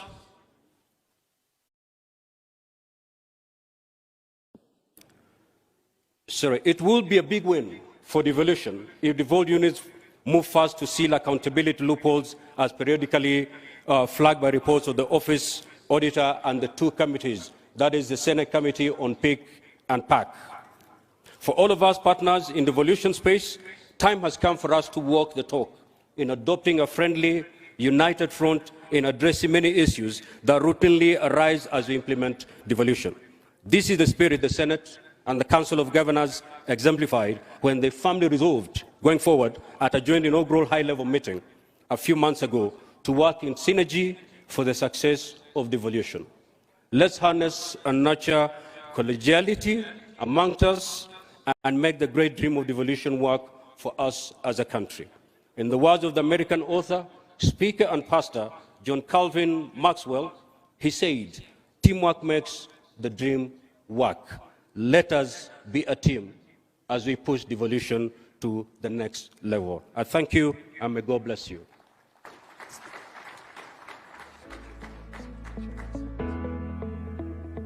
We also have the members of the National Assembly. Please be upstanding so that we acknowledge your presence. Members of the National Assembly. Those are the members of the National Assembly. I may not have your names, but we welcome you to the Devolution Conference 2023. 2023. And thank you for finding time to come to be with us. Thank you. Asante sana, Mr. Speaker, sir. Finally, I want to take this opportunity to invite the Chair of the Council of Governors and the Governor for Kirinyaga County to come and make the remarks and introduce or recognize all the other invited delegates and guests. Karibu sana, Madam Governor.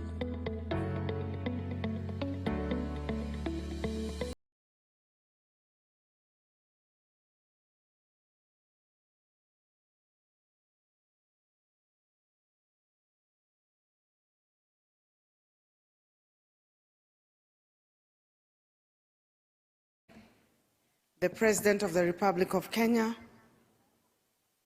Dr. William Samoei Ruto, borrowing from those who've gone ahead of me, Excellency Governors, allow me to say all protocols observed in the interest of time. Good afternoon. I have been requested before I speak to recognize all the other invited guests and participants who are here. So I will request that you just be upstanding for recognition, and we'll recognize them by giving them a good hand clap. Would request all our development partners and all the staff from development organizations to kindly stand up for recognition. Kindly give them a round of applause.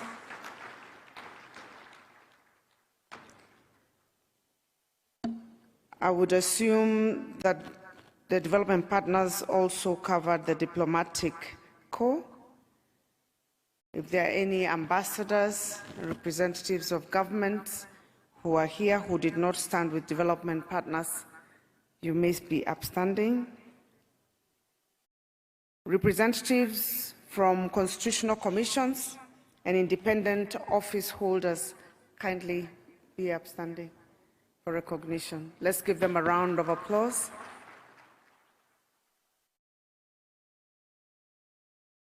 All county assembly members from all the 47 counties would like to recognize you, especially in your role that you play in devolution.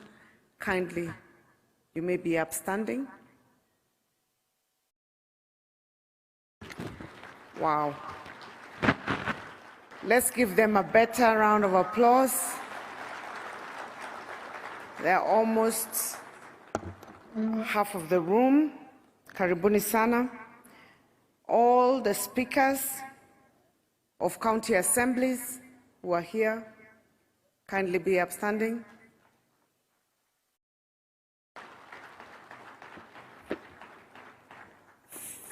Thank you very much. And all the deputy governors who are representing all the counties. Excellent. I think all of them are here. And before I go to the governors, kindly excuse the mix-up of my recognition. All the CECs and CEOs from the 47 counties and any staff of county governments, kindly be upstanding.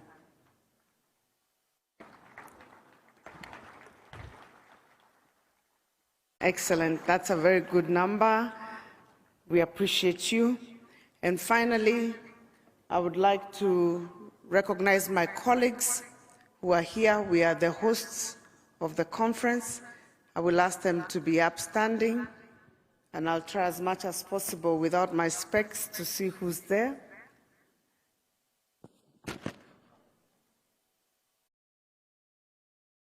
We have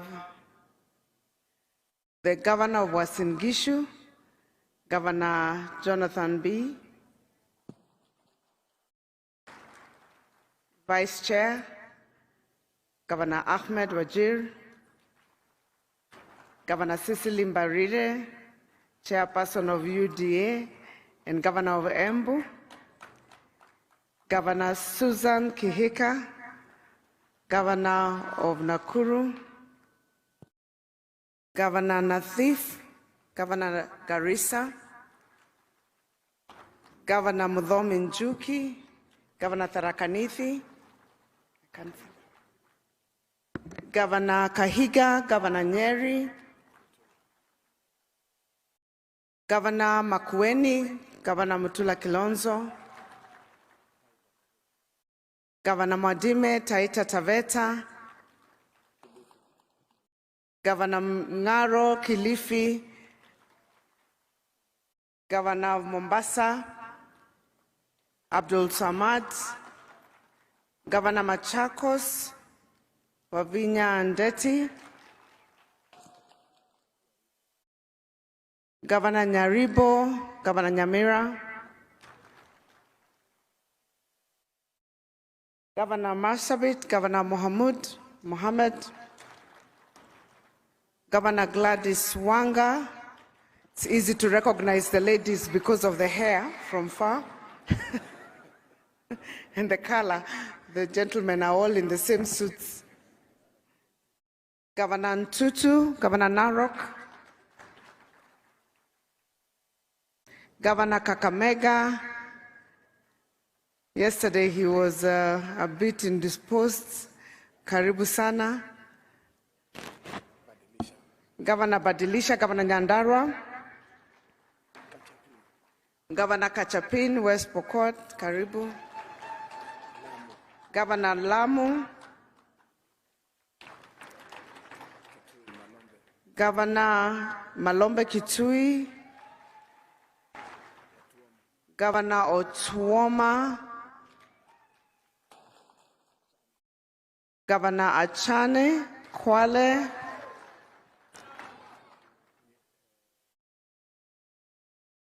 Governor Mwangaza, Meru County,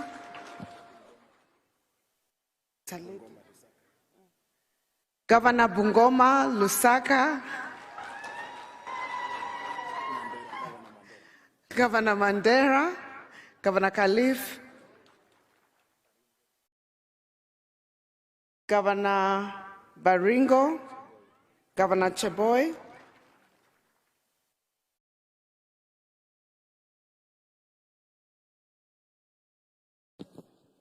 Governor Turkana, Governor Jeremiah, Governor Barchok, Governor Bomet, Governor Samburu, Lelelit, Governor Migori,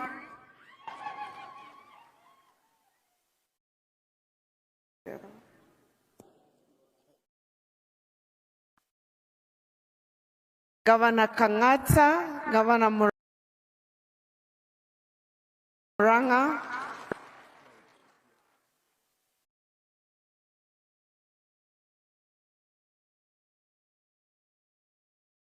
Governor Irongo, Governor Laikipia, Wesley Rotich. Governor Wesley Rotich. Sorry about that. Governor Mtai Kericho,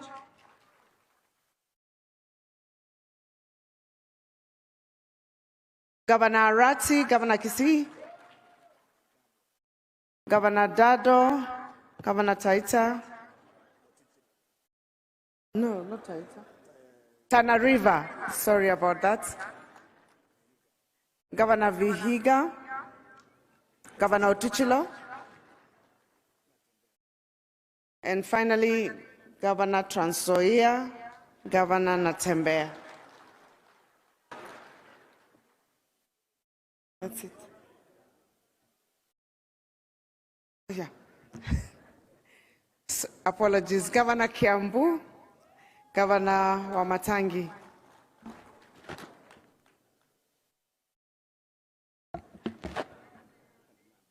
And of course, Chief Whip, Governor Nandi, Governor Stephen Sang.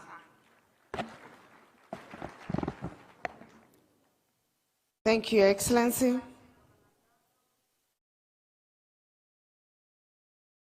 Let's give Governor Nandi a hand clap for steering the session very well.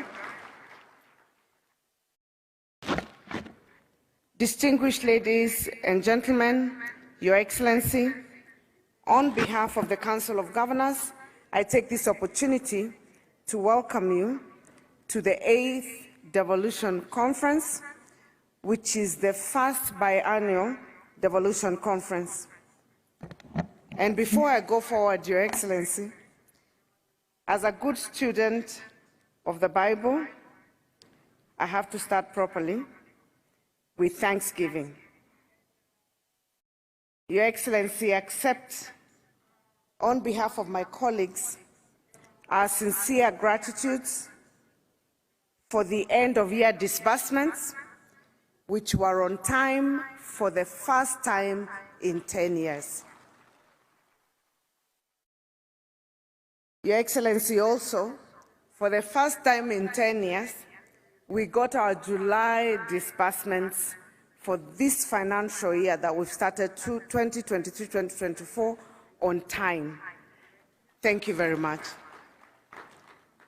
I will tell you, many of us and many of our colleagues have told you, we were quite pleasantly surprised, and we are looking forward to that trend going forward. Your Excellency, I know we started off in a little bit of a rough footing because of the disbursements, and there was a time we, as governors, even threatened to shut down counties. Your Excellency, at the time, we had been reminded of a proverb that says, because all lizards lie on their tummies, you can never know which one has a stomachache. So if you don't shout, you'll assume all lizards are the same. So we were trying to get your attention. But thereafter, Your Excellency, you counseled us on better lessons to follow, and you asked us to come together, come and reason together, which we have since been doing with you and with your government, and we have to say that the relationship hasn't been better. Has never been better. This has been the best, I think, last couple of months working together with the national government, and we truly thank you for the partnership and support.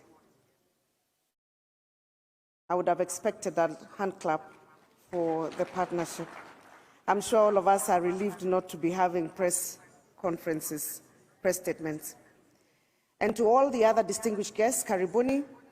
We meet again after 2 years to measure the progress made in the implementation of the devolved system of governance after its inception a decade ago.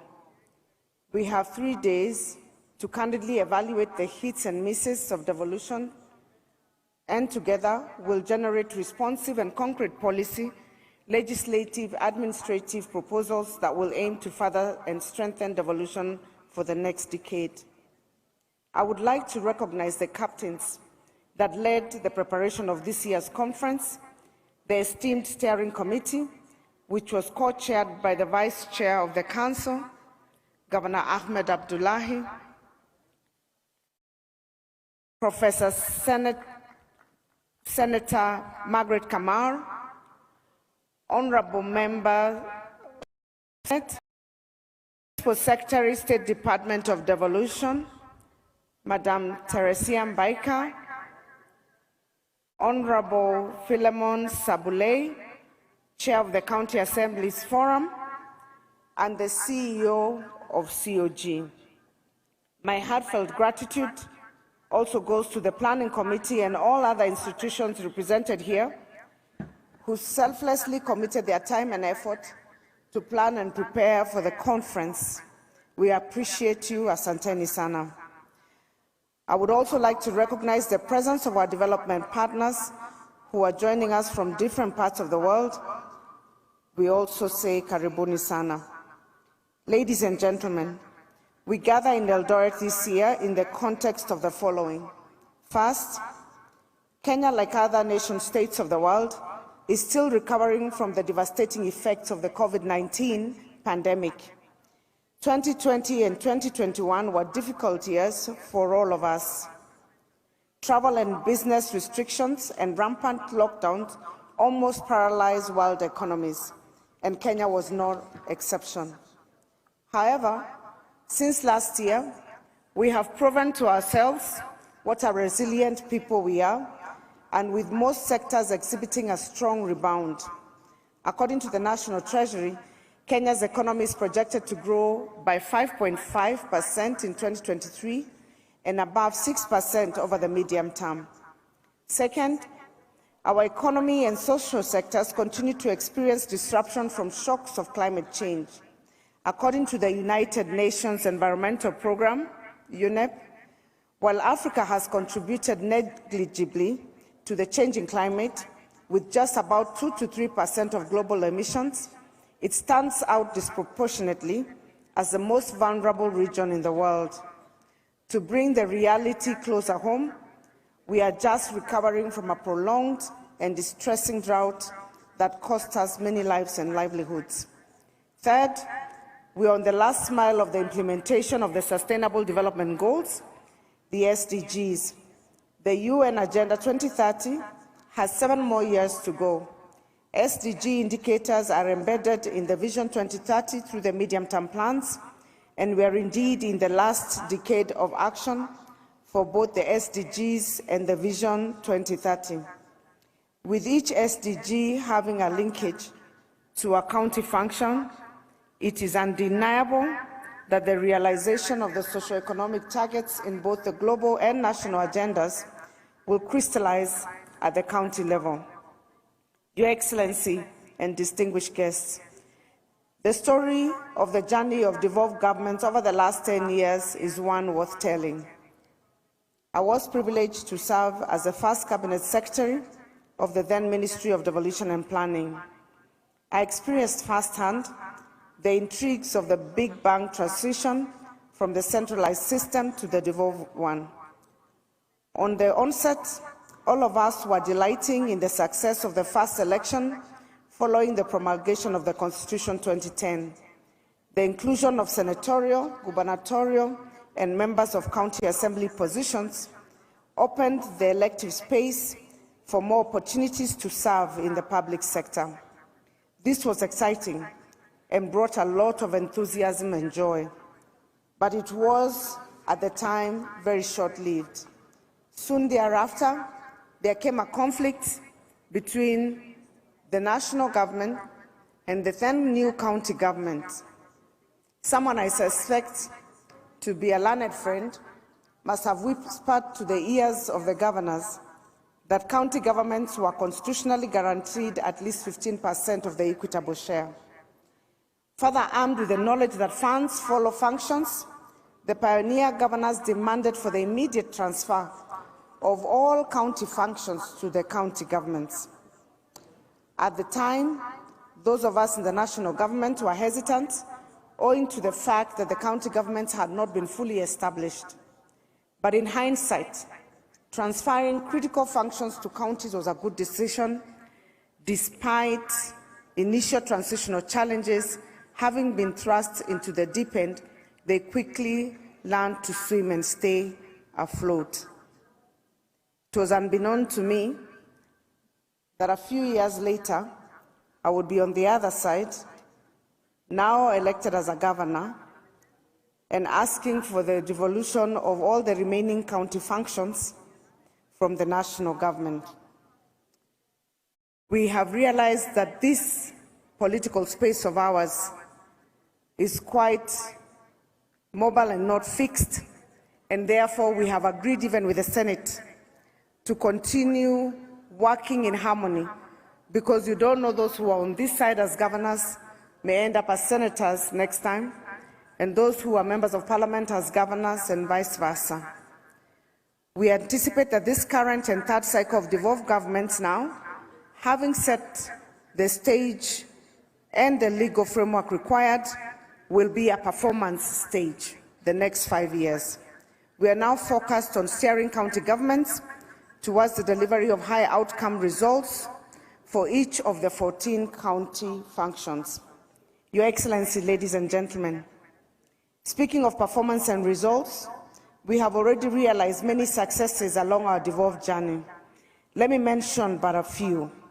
For the first time since independence, Mandera County performed its first cesarean delivery at Takaba Sub-County Hospital in 2014. In Samburu County, maternal deaths have over the last 10 years declined by over 79% since the county government constructed housing units within the health facilities for expectant mothers to move in with their families weeks before delivery. In 2013, at the time county governments were taking over the health docket, there were only 8,466 health facilities across the country. As at the time of reading the State of Devolution Address in 2022, there were 13,722 health facilities in the counties, almost double. Many counties have improved their community health outreach, improved human resource allocation and skills, as well as improved their medical facilities to level 5, such as in Kakamega and Kirinyaga, and upgrades to level 4, such as in Wajir. In the last decade, we have seen county health facilities offer specialized services such as dialysis, thereby reducing the burden on national referral hospitals. Regular training of community health workers and providing them with digital tools has enabled counties like Kisumu to save many lives through timely interventions such as the detection and management of COVID-19 cases, support to expectant mothers, and smooth transfer of those in need of specialized medical attention to hospital. We have witnessed significant county investment in the agriculture sector since 2013. County governments are now allocating an average of 7.3% of their budgets to agriculture. The initiation of the one cow per household program in the financial year 2013-2014 by Kakamega County has translated into the following. In 2015, the dairy population in Kakamega County was 147,820, producing 131.7 million liters of milk annually. In 2022, the dairy herd has increased to 170,000 herds of cattle, resulting in a 30% increase in milk production in that county. In 2016, Extension services covered a total of 541,627 farmers. When I read the State of Devolution Address on 30th June 2023, I reported that farmers accessing extension services now in Kenya total 3,555,182.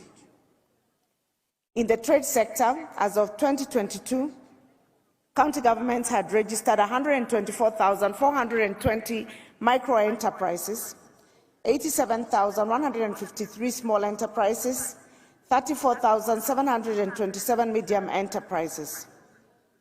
To support these businesses, counties have set up enterprise funds that have benefited over 7,000 SMEs through the disbursement of loans and grants. These are quantified in meat production areas such as in ASAL counties, high fish production in non-traditional counties, as well as continuously improving yields in cotton, rice, coffee, and tea growing counties, production in those counties. The Wezesha Kirinyaga Economic Empowerment Program is a county initiative whose objective is to organize farmers' groups into cooperatives to enhance their capacity for the sustainable commercialization of value chain-based activities. By incorporating digitization and related technologies and aggregation centers, new income streams have resulted through chicken rearing, egg production, aquaculture and fingerling production, dairy farming, and enhanced milk production, improve tomato farming through certified seedlings, amongst other value chains. The Wezesha Kirinyaga program has had a far-reaching direct impact on 49,697 farmers, and there are an additional 148,973 farmers who have benefited indirectly. The innovative Chuka market, which has accretion in Tharaka Nithi County, has provided emotional security for parents and enables traders with young children to better focus on their trading activities. There is so much more, like ECD improvements in Kwale. Wajir is now growing vegetables, urban planning in Vihiga powered by digital innovation, and there is a lot more that we've also seen in the video. As I tie up my quick highlights of county successes, I cannot forget to mention the fact that county governments have been at the forefront of promoting the adoption of climate-smart technologies and solutions. The county government of Kilifi is leading efforts to conserve the environment by encouraging residents to reduce charcoal use and turn to briquettes as a clean source of energy. Through the Voices of Just Climate Action Initiative, birthed from the signing of a 5-year partnership with the Clean Cooking Association of Kenya, the county has donated briquette-making machines to its 7 sub-counties as a strategy to reduce deforestation and charcoal burning. There are over 200 stories relating to best practices and innovations on the service delivery that have emerged from counties in the last decade. I cannot mention all of them today, but I invite you to visit our Marifa Center to witness the remarkable transformation documented in the devolved sector. Let me make a clarion call to all devolution champions. Devolved governments have faced and continue to face a myriad of challenges: shortage of funds, misalignment of policies, laws and administrative actions, slow implementation of intergovernmental decisions, sometimes ineffective management of human capital, slow implementation of intergovernmental decisions, among numerous other factors. These setbacks collectively undermine the powers and functions of county governments. Having seen what devolved governments have achieved and realizing their potential to do much more, even faster, allow me to make a clarion call to all devolution champions. Let us be driven to grow our nation. Let us endeavor to match the aspirations of our people. Let us commit to deliver timely services to our citizenry, and let us wholeheartedly commit to placing Kenyans first, as in Kenya Kwanza. Very often, in the discourse around devolution, county governments and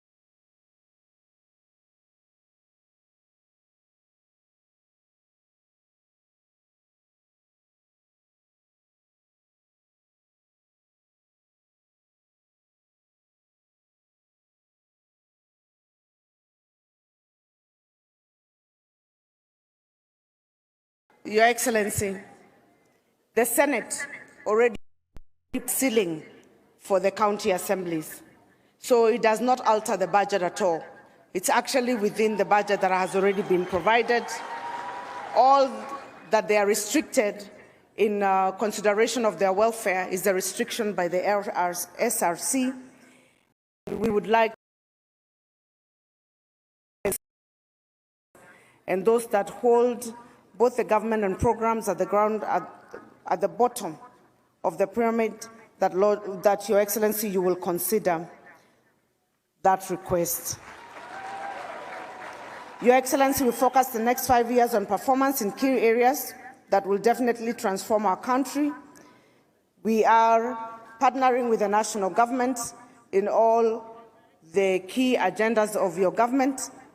And Your Excellency, as a council, we want to commit to work together with your government to ensure that we achieve the expectations of the Kenyan people. As I conclude, let me take this opportunity to convey immense gratitude to our partners who have supported this conference, the United States government, especially the platinum partners, Safaricom PLC, Kenya Commercial Bank, AMREF, and all our other partners. Thank you for your magnanimous contributions to this conference. Your Excellency, you are beyond a platinum partner for us in this conference. The national government supported way above our expectations through the Office of the Deputy President, and we thank you very much. Distinguished guests, I wish you all fruitful discussions in the coming days of the conference. It is now my honor and duty to humbly invite His Excellency the President of the Republic of Kenya, Dr. William Samoei Ruto, to come give his remarks and officially open the first biennial Devolution Conference. Let's welcome His Excellency with a hand clap.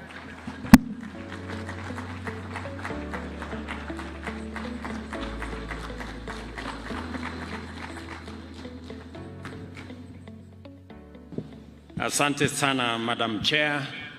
Tafadhali, let's take our seats. Thank you very much.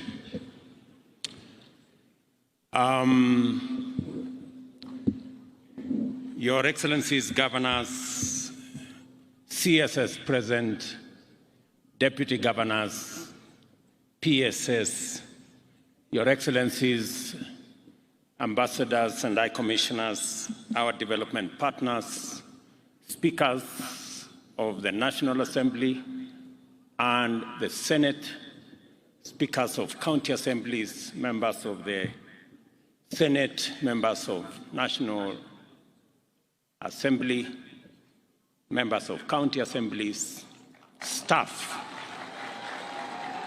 of our national and county governments, ladies and gentlemen, good afternoon. Hamjambo. Let me take this opportunity to welcome all of you to my hometown.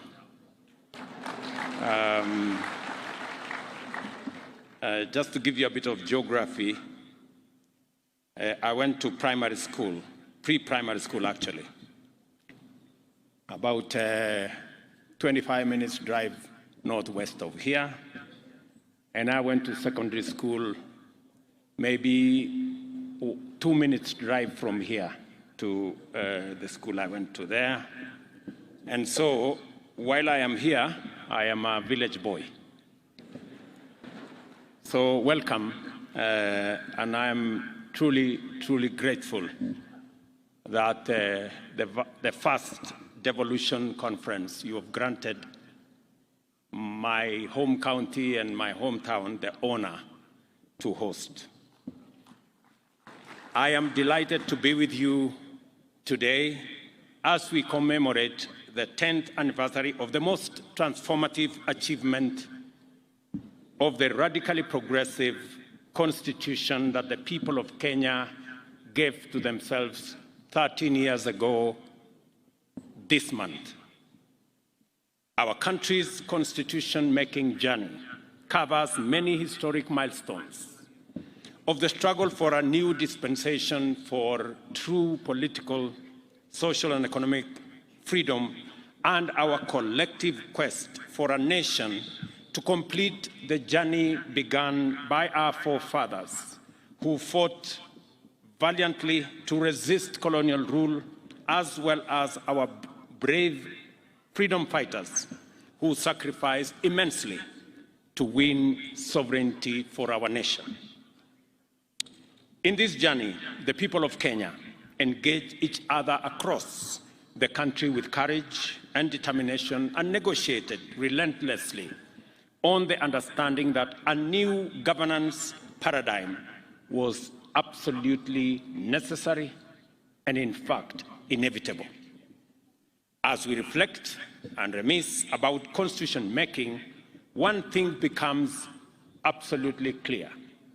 In all the bargainings, horse trading, deal-making, and consensus building that went into the various processes which contributed to the development of the drafts that formed the basis of the ultimate document, the citizens of Kenya were emphatic, persistent, and unequivocal about one thing: that decentralization, sharing, and devolution of power and resources was both overdue and, in fact, it was non-negotiable. And that was agreed across the country. As the Latin proverb goes, the voice of the people is the voice of God. Based on this unambiguous imperative from the people, leaders exercised very limited authority to debate and negotiate the modalities of instituting effective devolution that would actualize the people's and most cherished aspiration of devolution.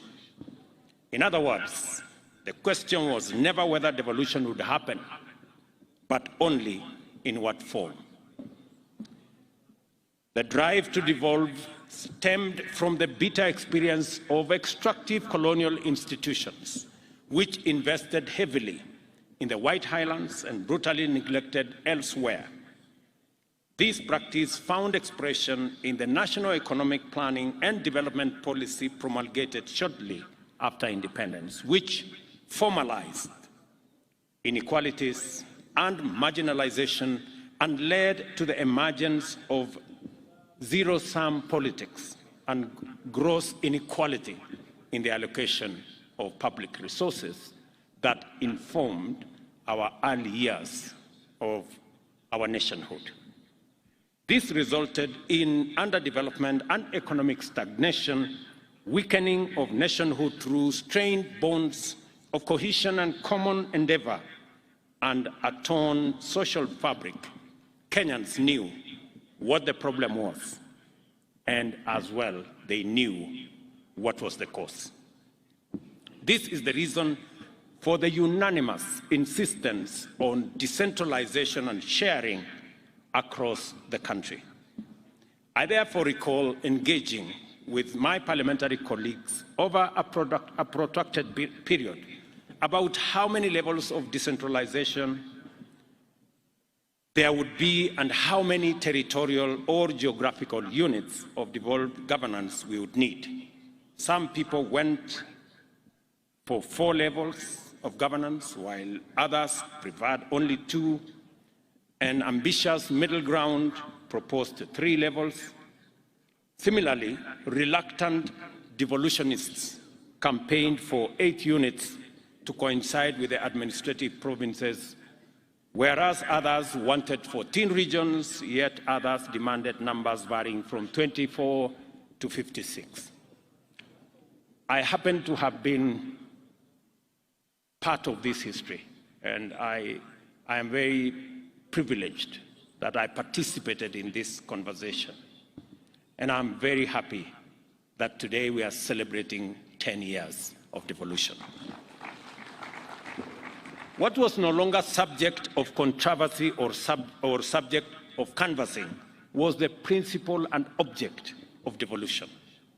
The people had been clear, and on 27 August 2010, Kenyans ratified a constitution which embedded devolution into the very definition of our republic under Article 6 that describes the territory of Kenya, not only in terms of its boundaries, but also according to our counties.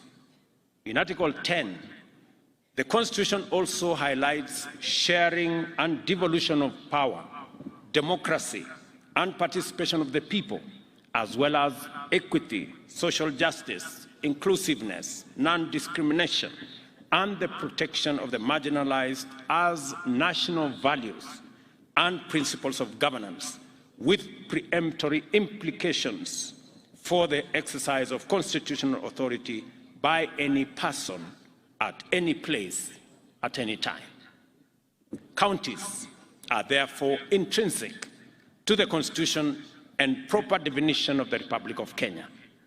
They exist to serve as platforms of actualization of the sovereignty of the people in several fundamental ways. They make state power more democratic and accountable, and promote unity through diversity by arbitrating between competing political impulses towards disintegration on one end and over-centralization on the other.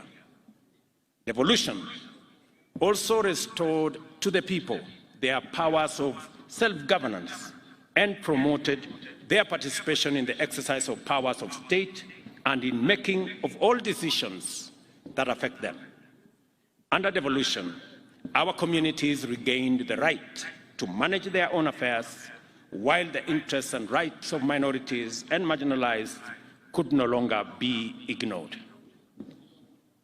Article 174F of the Constitution sets out what the chair of the Council of County Governors, my dear sister there, Anne Mumbi Waiguru, correctly referred to as the role of county governments as the last mile implementers of critical development agenda, including the AU's Agenda 2063, the UN Sustainable Development Goals, Kenya's Vision 2030, and the bottom-up economic transformation agenda.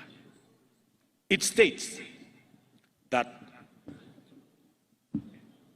one objective of the devolution of government is to promote social and economic development and the provision of proximate, easily accessible services throughout Kenya,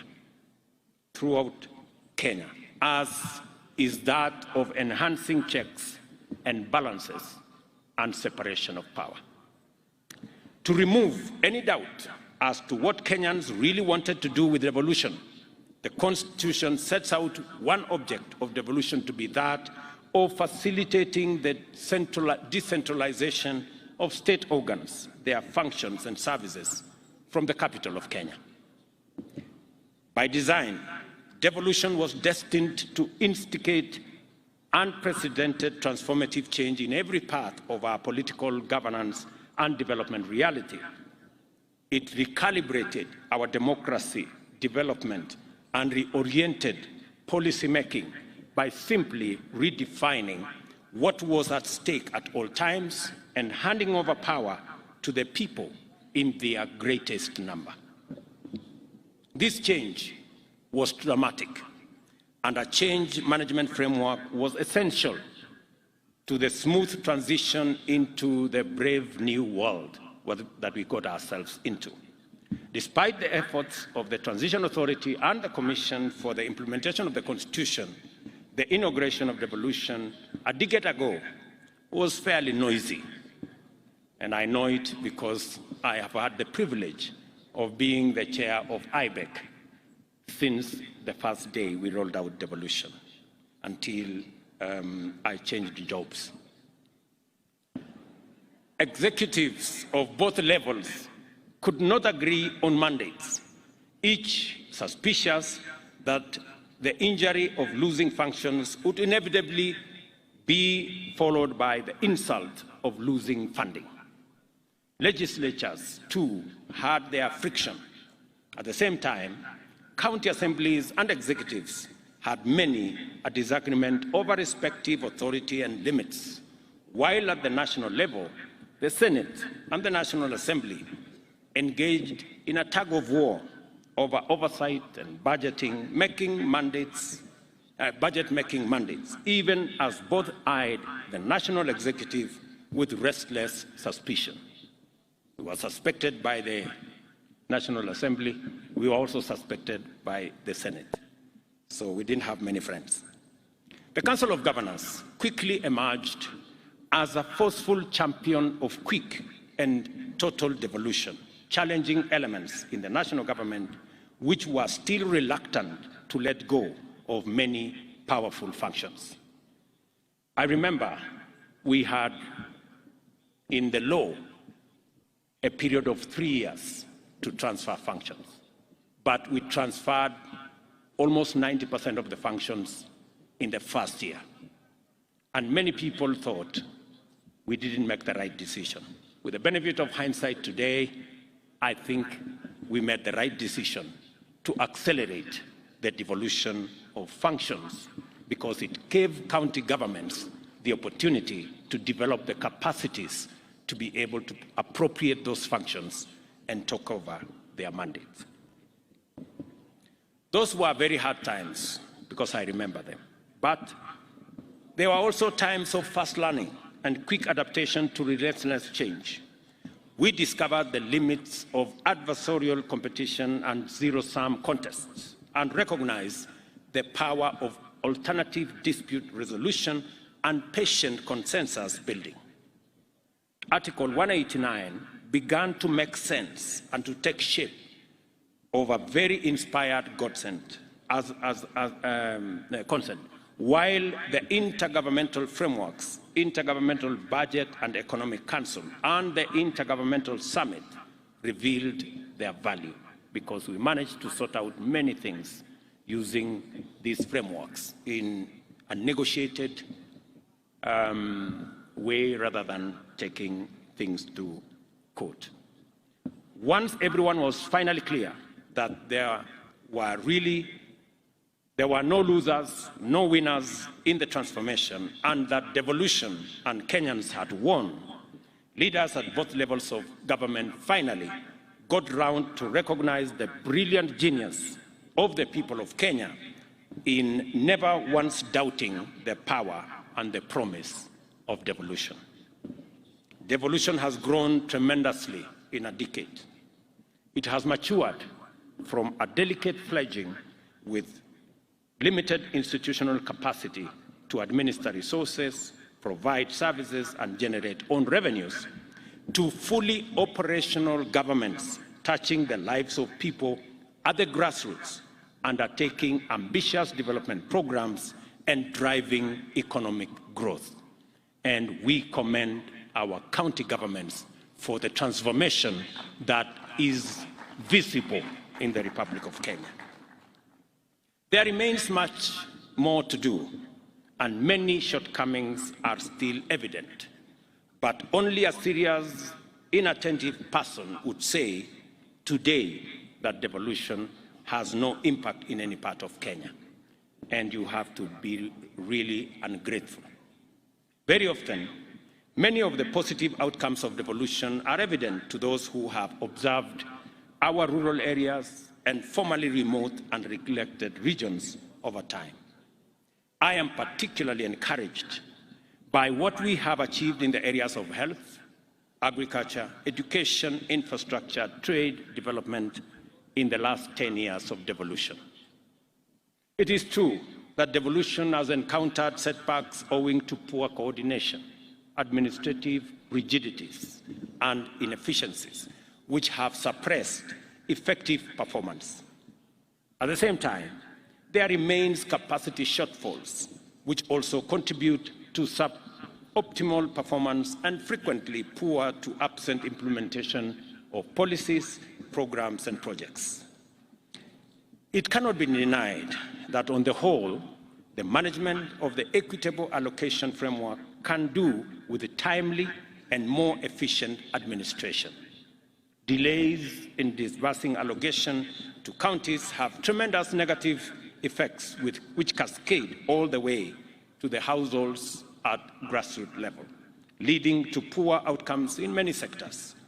There is no excuse for this, and we simply have to do better.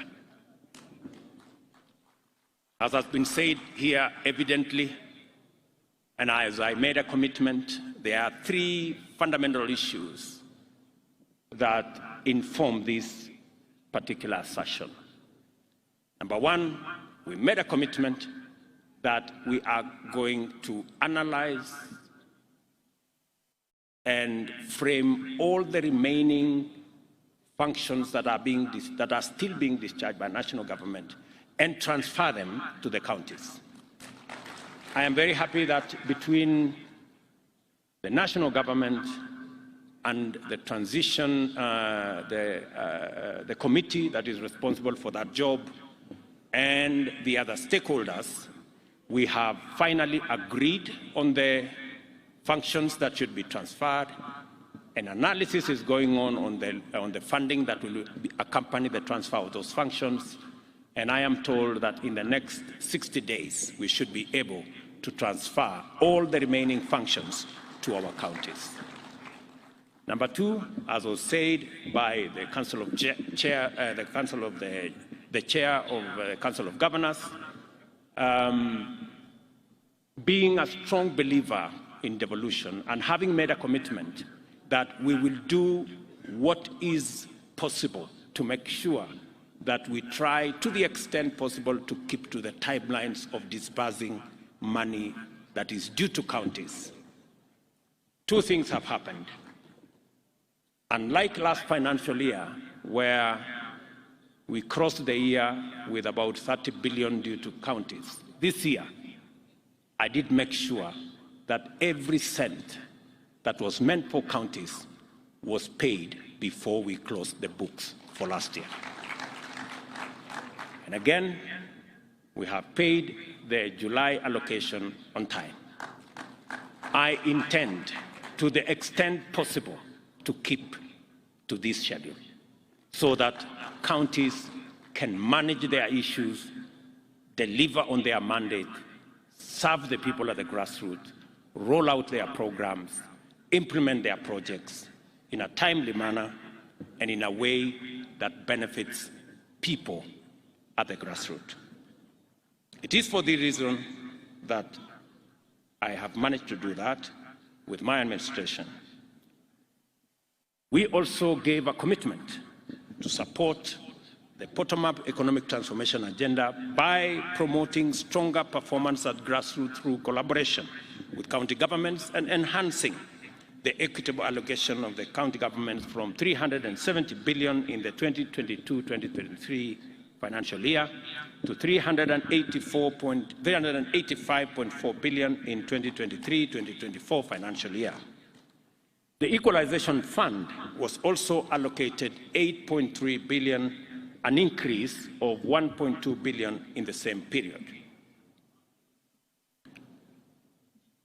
We made a firm commitment to the people of Kenya to strengthen devolution by implementing specific interventions. First, we undertook to transfer all the functions, as I have said. Second, we pledged to implement a framework that ensures national agencies carry out devolved or shared mandates, operate a funding followed functions principle with respect to devolved functions, which I have said we will roll out in the next 2 months. Additionally, we promise to support county governments in improving their capacity to generate their own income and reduce over-reliance of transfers from the national government. I will speak to that later. Further, we vowed to ensure that shareable revenue is transferred to counties in a timely and predictable manner and in accordance with the law. Finally, we undertook to transfer funds owed to beneficiary counties under the Mining 2016 and the Petroleum 2019 Acts, and to collaborate with counties to increase the capacity of such counties to benefit from extractive resources. Money that I have instructed to be disbursed this year. We recognize that the bottom-up economic transformation agenda will achieve its highest potential and lift up the highest number of people if we focus thoroughly on collaboration with county governments in order to empower them as the stewards of development at the grassroots, or at the bottom, as it were. I recognize the merit in demands for increased allocation of shareable revenue to counties. I also realize that even if devolution is, by law, a two-tier affair, it should, in practice, reach the lowest and smallest possible unit of political organization. Under the principle of subsidiarity, the ward must in time become a central driver of bottom-up economic transformation. I am also in support of taking devolution to its fullest extent. I thank the Council of Governors for the well-organized format of this conference, and I know the Chair has mentioned two other things apart from what I have mentioned: the issue of making county assemblies truly independent and financially so. I think that is an aspiration, and that is a concept that I share, and we will work with the necessary stakeholders and institutions to make sure that the Senate provides the framework for the independence of our county assemblies so that they can have their independent votes. I know a matter has been also raised about salaries and allowances. That is a very difficult one, I must admit, because the balance is between increasing the salaries of those of us who have jobs or creating opportunities for the 4 or 5 million who do not have a job. That is the conversation we must have. So it is quite a balance, you agree. So hapo iko kizungumkuti kidogo na tutaongea. What I want to promise you is that we are going to work with all the institutions, because I have requested SRC to give us a proper advisory on the matters of salaries and wages. It is a subject that, as a country, we must confront. We must know that from the President to the assistant at the office, we all work for the people of Kenya. We live in the same country. We take our kids to school.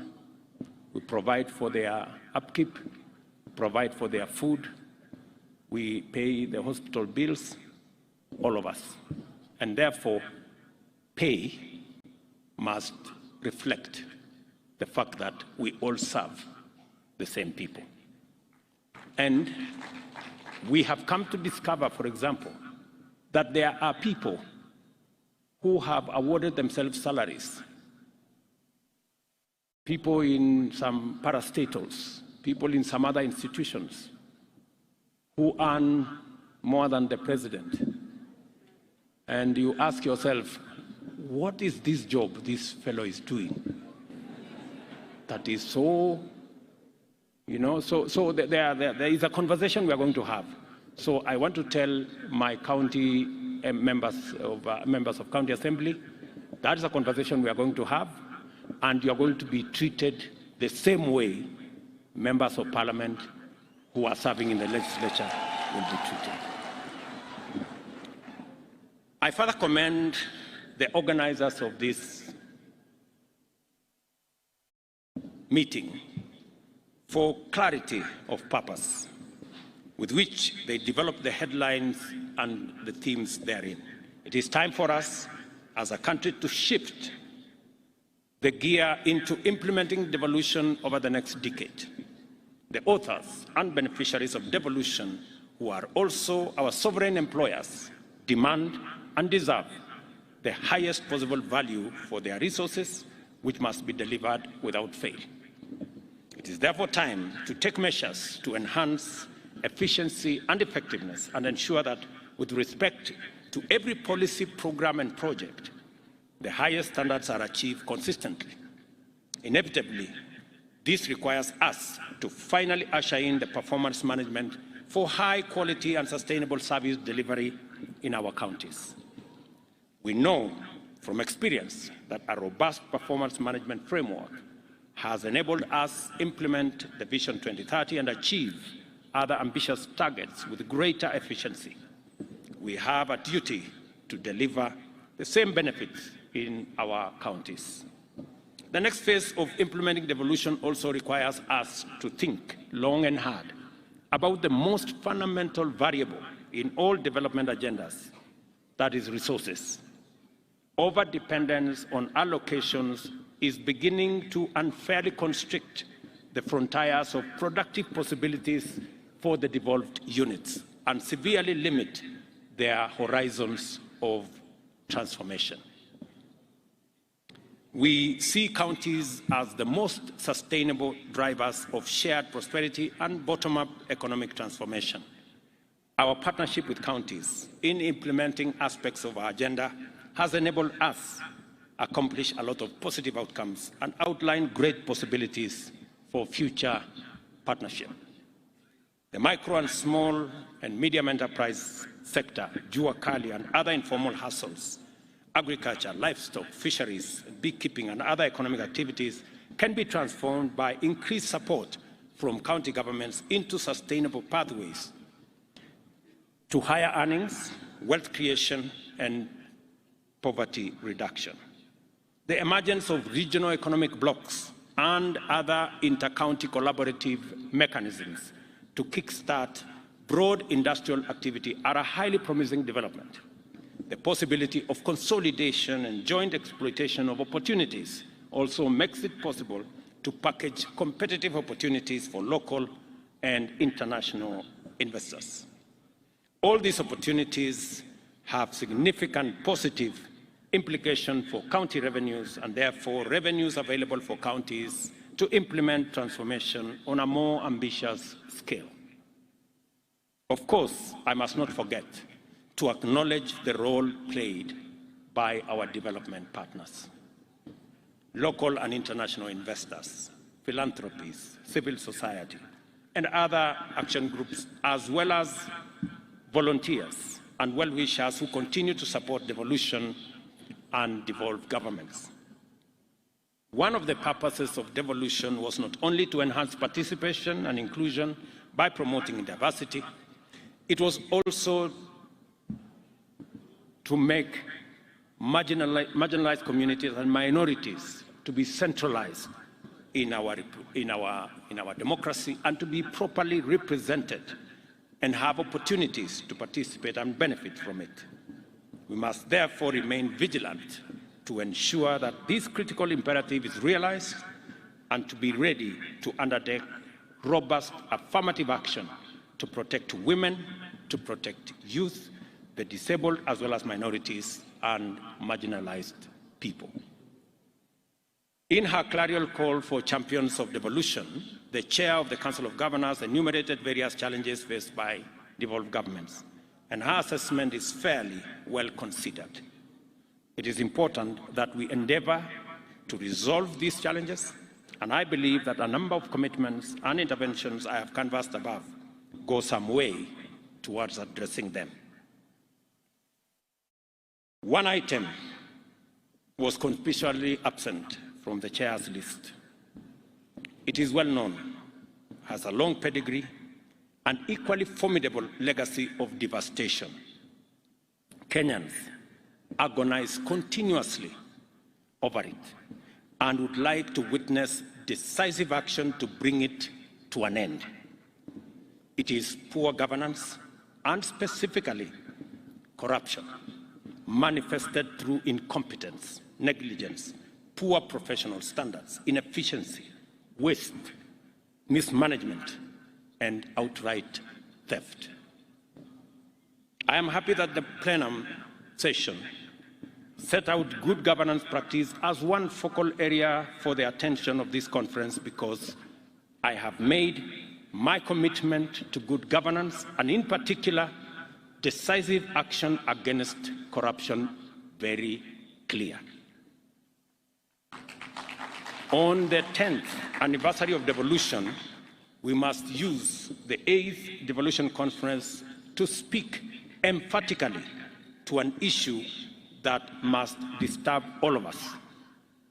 As far as I can tell, it was never the spirit or intent of the people of Kenya to devolve corruption, mismanagement, and malpractice to counties.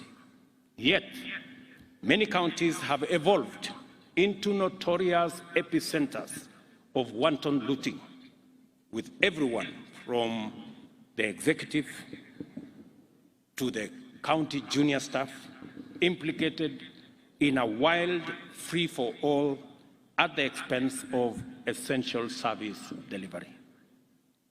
Many innocent Kenyans are victimized, undeserved, or altogether neglected on a daily basis because of this devolved criminality.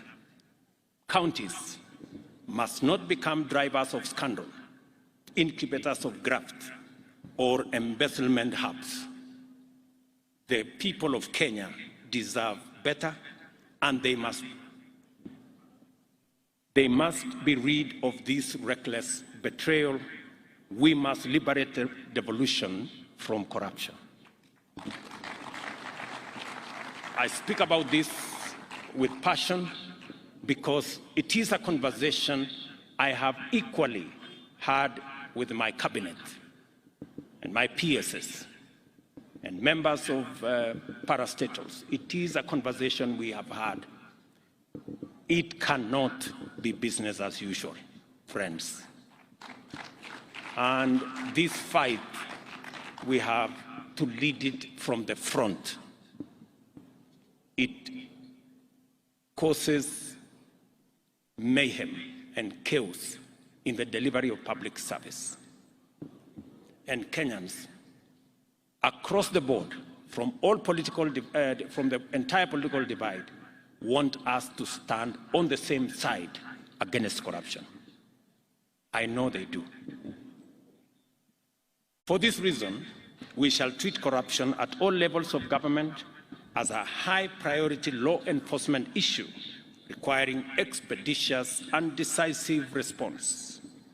Regardless of position, office, or status, any person implicated in the loss of public funds, whether in the national or devolved government, must encounter the punitive consequences of their action in full. I expect the agencies concerned to move with speed and attend to the many cases of corruption that are festering in many counties, including Uasin Gishu County.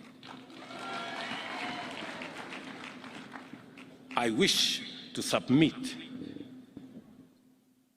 to this conference that we have a proven hack, a smart solution to kill the two birds of poor governance and efficient delivery of service with one stone.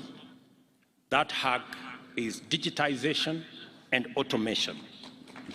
I therefore encourage you, my friends, the good people who run our county governments, to embark on the journey of integrating digital solutions and ICT to service delivery and project implementation in your counties. We are open and we are going to support all the county governments to digitize their service. I am very happy that many counties have come forward to work with the ministry responsible, the ICT ministry, and the Ministry of Interior in making sure that we digitize all our services I have also instructed the departments responsible to work with counties. If you need support in matters of raising revenue, digitizing the revenue space, we're going to work with you so that as we digitize services or collection of taxes at KRA and other areas, we are ready to work with the counties to make sure that we support the counties as is required of us by the law in making sure that you too are part of this digitization and automation process. Let me make a summary, let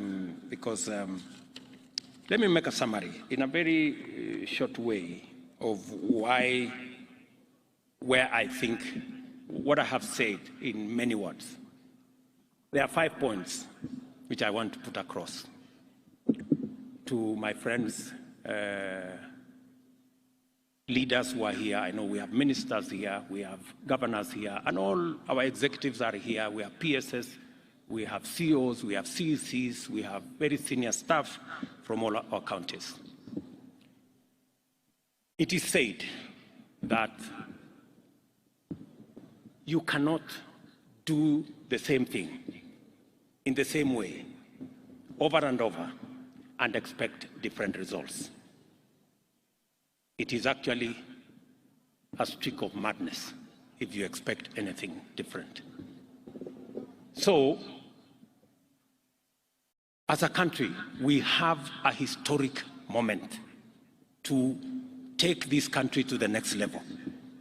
I want to persuade governors who are here. We have a historic moment. I want to persuade ministers who are here and Kenyans who are listening to us. We have a historic moment as a nation to change the trajectory of our nation and to unlock the great potential that Kenya has always been and make it a reality for our people. And we just need to do a couple of things. Let me just give a few examples. Today, we import 520 billion of food items every year. Every year, from edible oil to wheat, to sugar, to rice, things that we can produce in Kenya. We must undertake, my buddies, governors, we must agree that it is time. We have the human capital, we have the resources, we have the land to produce all these items in Kenya, save ourselves foreign exchange, improve the earnings of our farmers, and improve the general wealth of our population. Because this 520 billion is a market that we don't have to look for. It is a market that is already in Kenya. All we need to do is to produce and satisfy that market. So, edible oil, for example. I have had a conversation with many governors. I last had the last conversation with Governor Wanga from Homa Bay. We've had this conversation from Migori, Homa Bay, Kisumu, Siaya, Busia, Kakamega, Bungoma. We are spending 120 billion every year to import edible oil. We can produce this edible oil in Kenya. Those 6 counties, including the ones at the coast, from Lamu, Tana River, Kilifi, a bit of Mombasa, and Kwale, we can produce. And we are now working on a program, and I want to ask my friends, the governors, to work with us so that we can stop importing products that our farmers can produce. Palm oil is one space we're going to work on with you. We have already identified where we are going to get the seeds. We want to work with you to get the farmers to get the areas. We've already done a bit of work in that space, number one. Number two, sunflower. We are already importing seeds, 200,000 tons. We want to begin the planting. We have identified the counties, we've sensitized the counties to begin in October to plant for sunflower. Go down to canola, go down to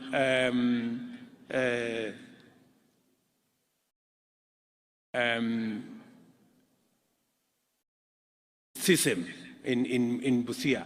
Go down to, what is that other? Groundnuts and the rest of them. We have all that space to produce edible oil in Kenya. I want to encourage the counties who are here to work with us collaboratively. We are going to unlock a huge potential. Rice is one such. We have 120,000 acres in Tana River. We have an extra 20,000 acres in Kirinyaga. We have almost 20,000 acres in Busia. We have another 20,000 acres in Ahero. We have almost 30,000 acres in Kucha. I think that must be in Migori. With 200,000 acres, we can produce 800,000 tons of all the rice that we today pay 70 billion shillings every year to import.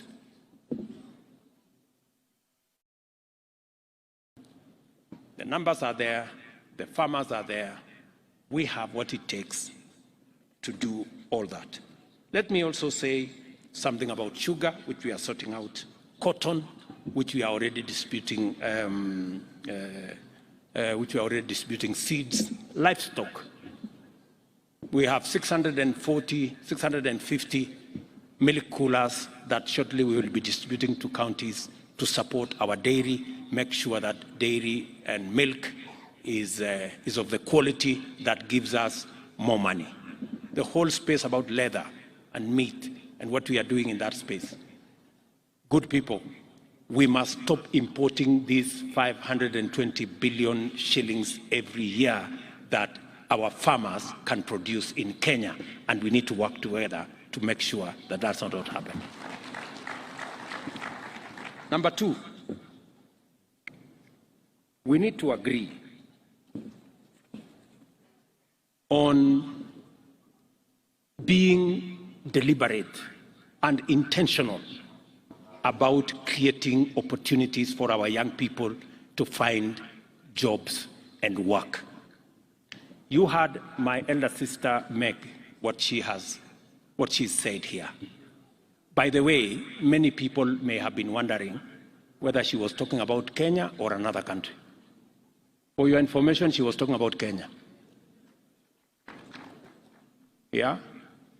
And we have managed, you've seen the list of investments that have been done in the last 12 months. And it is because we made a conscious decision to change some of our policies. When I made a commitment, when I went to the American Chamber, when I made a commitment that we are going to change our laws, we are going to change our policies to make sure that Kenya becomes investment friendly. Many people did not realize where we were going. Today, of all the 9 or 10 issues Meg put here, we have implemented 80, maybe 85%.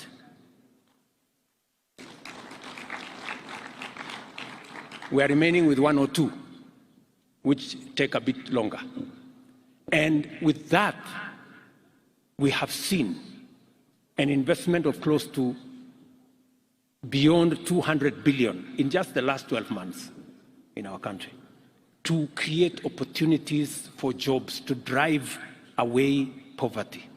We must be intentional, my governors. We must be intentional about creating opportunities for young people in Kenya, for Kenyans to have access to work. That is why we are rolling out housing. And I am very happy we have a partnership with counties on matters of housing, because our intention is to create 1 million jobs from our housing plan. Number two, we are targeting, because when you heard the American ambassador say companies are giving accounts, witness accounts, that our Kenyan workforce, human capital, is the best globally, we must be deliberate about how do we harness this world-class human capital to drive our economy and to drive our progress. How do we do it? Number one, we made a conscious decision this year that we are going to invest more in sharpening that human capital by investing more in education. It is the reason why our budget this year on education went to 630 billion, the highest in the history of Kenya. Because that human capital cannot become what it is unless it is sharpened using training, education, knowledge acquisition. It is the reason why we have hired 56,000 teachers.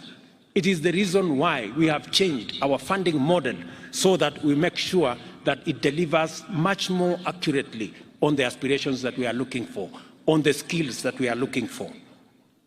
But we must be intentional about, as we invest in education and training of our human capital, we must be intentional on when they leave school and college and university, we must also be intentional on job creation.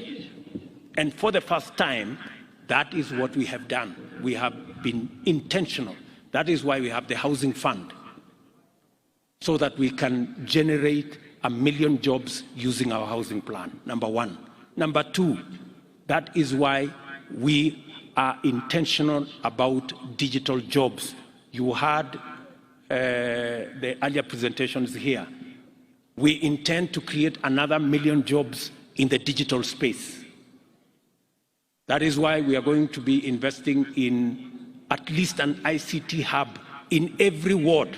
I want MCAs to listen to me. You must demand where is the ICT hub for your ward. We are working with the members of parliament. We are working with the ministry so that we can have 500, 1,000 young people around our ICT hubs for digital jobs. We have huge opportunities for digital jobs.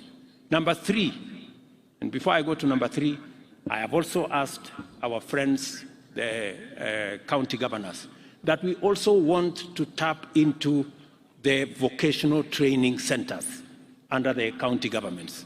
We want the vocational training centers to be also hubs of ICT. We would want to invest in at least an ICT hub in every vocational training center, so that again, we can train more, we can use technology, so that this world-class human capital we have can work for the globe. Number three, we are working on making sure that this world-class labor we can export. And I want to thank many countries that have given us opportunity to export our labor.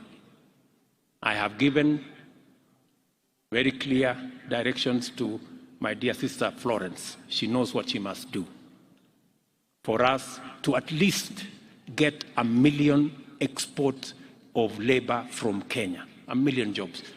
In our manifesto, we made a commitment that we want to increase our remittance from diaspora from $4 billion to $10 billion. That is 1 trillion shillings. That is going to be an opportunity for us to create jobs. And finally, on matters job creation, we have advertised, I think, the first 14 county aggregation and industrial parks. We have already gazetted, I think, 5 special economic zones. It is one of the conversations we had with the American Chamber of Commerce. You just heard the opportunities. The American market alone is expecting more apparels from Kenya.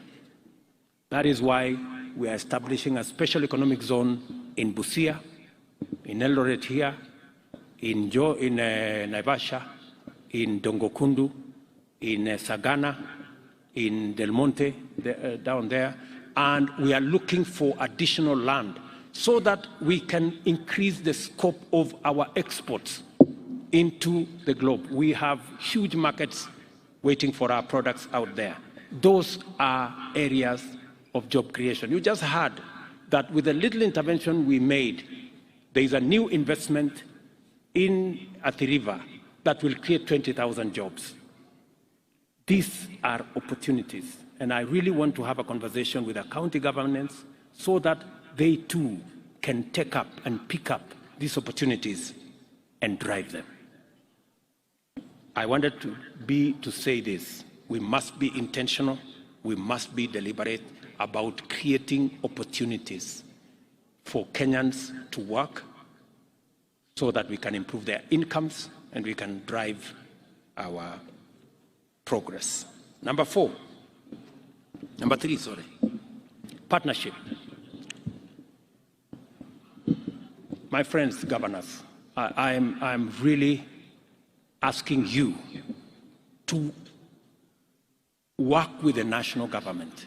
In this national administration, you have a partner and a friend. We have no intention whatsoever to take over any county function. We have no intention, and I want to say on this platform, all we want is to support the county governments for them to achieve their mandate, and we will support you to the extent that you want us to support you. Yeah? Because we do not want to take over any function. We want to help, because the success of every county is the success of Kenya. Because we do not have citizens that belong to the national government. We have only one citizen. Those who elected you are the same who elected the national government. Si ndio wangwana? So hapo ndio mimi niko. So issues like UHC, we want to work with you. Community health promoters, we have already agreed on a formula. We will co-fund the 100,000 community health promoters. We are going to equip them as national government. We are going to work together to make sure that delivery of health products, health services is efficient and reaches the last mile, and counties are best placed to do that. We need to work together on markets. As you have seen, markets is run by counties. But as you also know, in my campaign, Mama Mboga was front and center of my campaign. I simply cannot walk away from them. So I have to build these markets. And we intend to build 400 markets across Kenya, maybe 500. We're going to spend about 20 billion in building the markets. The markets will be handed over to the counties. You guys will run the markets the way you want. You will decide who is in those markets. You will discuss with us. And I'm looking for a partnership with you so that if you want to improve on the design, I am ready. If you want to improve some of the funding, I am ready. If you want us to change from here to there, sawa. Lakini soko tujenge, because I saw in the presentation here, the women are saying walikuwa wanalimwa na jua. So nitawasaidia kupanga kuweka shade everywhere na kupanga hiyo kuweka mahali iko stima, mahali iko nini. Let's work together. Let's also work together on matters to do with county aggregation and industrial parks. I must congratulate counties. We have a fantastic working relationship on county aggregation and industrial parks. They will be managed by counties. We will co-fund, and they will run with it in terms of agro-processing, value addition, manufacturing around that space. We need to work together on distribution of fertilizer. I must commend many counties who have worked with us in providing the last mile delivery. As you are aware, we believe that counties have the capacity, working with the national government, to be able to deliver to the last mile. Let us work together on matters mitigating climate change.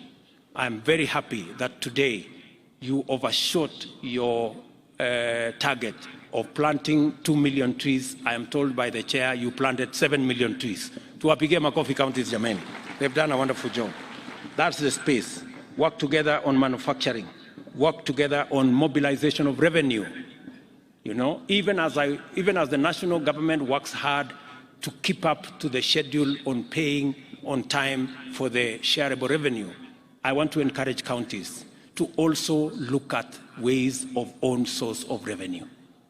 We are going to assist you so that you can meet your targets and we can do more around own source of revenue.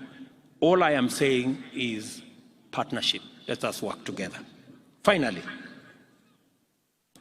we also need to work together in mobilizing resources.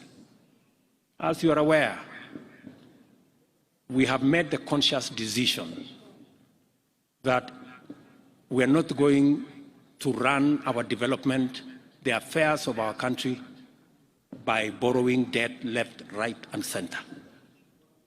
We are going to raise local resources. We need to work together to build local resources, to raise local revenue. We're going to work hard as national government. We are professionalizing KRA to raise more money. We are digitizing so that we can eliminate areas of pilferage. We are increasing, as I made a commitment to this country, that we are going to be a country that is focused on saving. For a very long time, we ignored the saving component. That is why, as a percentage of GDP, we are among the lowest globally. We are at less than 10%. Other countries are all the way to 50%. So we're going to do more with our NSSF. We are going to do more with savings so that we can save and be able to fund our own development using our savings. I want to encourage counties to work with us in that space. Let me finally have the saying that on source of revenue and doing everything that we are going to do.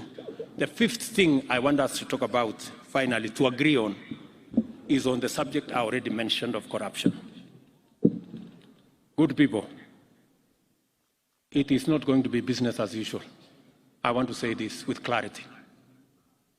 It is not going to be business as usual.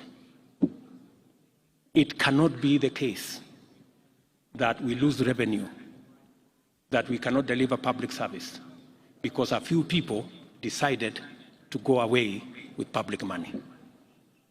It's not going to happen. It's not going to be business as usual. We will do whatever it takes. Whoever it is, whatever office you occupy, whatever friends you have, it will not be business as usual. I want to say that with clarity because I know in here we have very senior officials of both county and national government, so that when whatever happens, happens, let nobody say, I wasn't given notice. Everybody has notice. Those are the 5 things I wanted us to agree on. Let me finally say that on the subject of debt, I have made myself very clear. We are going to do more saving. We are going to raise local revenue. We are going to raise own source of revenue in counties. And we are going to stop corruption so that we have the money to run our show. I said also that we are not going to be importing things left, right, and center.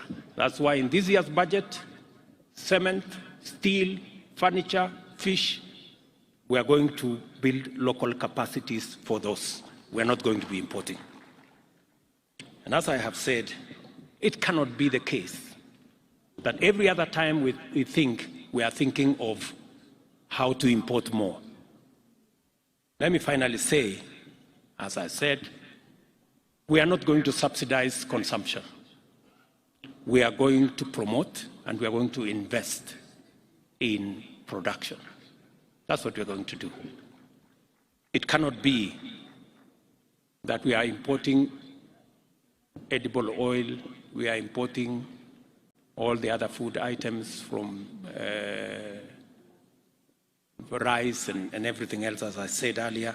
We have to have a paradigm shift. We need to invest in production. And I am very proud of our farmers. Our farmers, if there are any patriotic people in Kenya, it is our farmers. Just with the reduction of fertilizer from 6,000 something to 2,500, they have done an extra 200,000 acres of crop. If you see in Kenya, everywhere, our farmers are doing a phenomenal job in producing food for us as a country. So instead of subsidizing that corner, we are going to be promoting production. I know there is, I saw some story today in one of the dailies who said we've gone back to subsidies on oil products. Let me tell the country that we will not go back to subsidies of any nature that distort things and causes us a lot of unnecessary leakage. If the Nation newspaper would bother to understand the facts, we are making prudent and proper use of the Petroleum Development Levy that is provided for in the law. It is meant to develop the petroleum industry, and it is meant to stabilize prices whenever we have unintended hikes. Instead of the nation commending us for using the Petroleum Development Levy as was provided for in the law, they have decided to be negative. And that is how we suffer as a country. All the positive things that are made by our friends are destroyed by the very negative things that we say about our country. I hope that the Nation newspaper has learned something from what Meg said, and that they will stop this tirade against the people of Kenya and against the government of Kenya, unless they have another country that they belong to. I'm told they are owned by some people who don't live in Kenya. Maybe that's why they don't give a damn about what happens to our country. Let me finally, I've said finally several times, but you have to forgive me. I am also in my hometown, so I am allowed to do a few things. So I think we have, I have said everything I wanted to say. I'm really happy that we are doing this. We are having this meeting of minds. I want to promise my colleagues, governors who are here, that I have every intention working with them to promote everything they are doing. And whenever they need any support from me or from the national government, we will be ready. I know our development partners have done a phenomenal job in working with us to plug the gaps that occasionally exist. And I must commend them. I must commend our development partners. They have been a very useful resource for us as a government, and we will continue to work with you. In a very special way, I must commend my elder sister, Meg Whitman. That lady is phenomenal. Hata nyinyi mnakubali huyu mama ameongea kuliko sisi wote. Ni kweli ama si kweli? Mbona tusimpigie makofi? Simameni tupigie makofi huyu mama. We must. Tumpigie makofi huyu mama and all our development. Thank you very much, Meg. You spoke like the 50 million Kenyans, one person. So thank you very much, and thank you. I'm not saying this to say anything else about the other people. Thank you very much, all our development partners. You have done a phenomenal job. We appreciate, and I speak so from my heart. On behalf of the people of Kenya, we appreciate your partnership. We appreciate your support. We appreciate your goodwill, and you can count on ours. Tafadhali tuketi chini. So asanteni sana ndugu zangu, mimi nawapenda sana. I truly love you guys. Na nawatakia baraka ya Mungu. Hiyo maneno ingine najua MCS wamesema wanataka kubook appointment ya kuongea na mimi. Mimi niko tayari.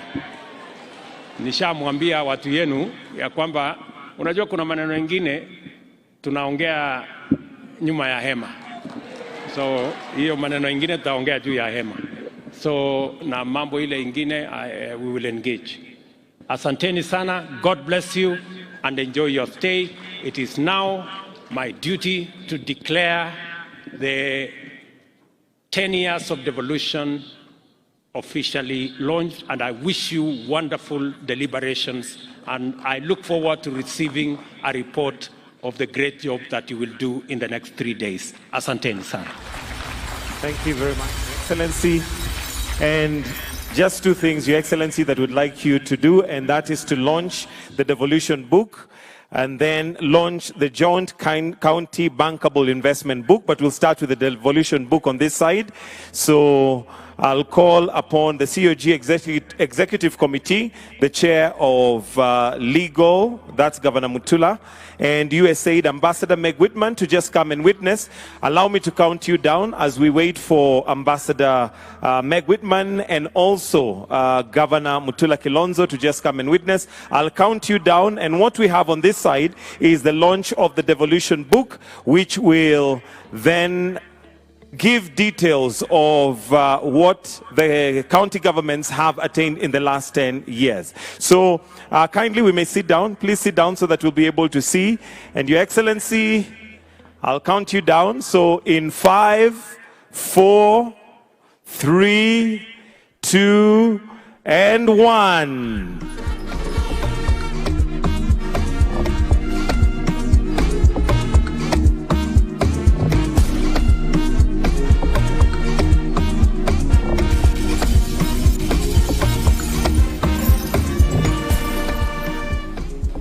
Ladies and gentlemen, that is the devolution book. Your Excellency, with your permission, on this other side, we have the investment handbook. His Excellency will distribute a few books before we move to the other side, where we have the launch of the bankable investment handbook. And the bankable investment handbook is basically what each county government has to offer to investors and partners that would like to be with His Excellency. I see His Excellency Mutula wants a signed autographed book. Some of these opportunities are rare.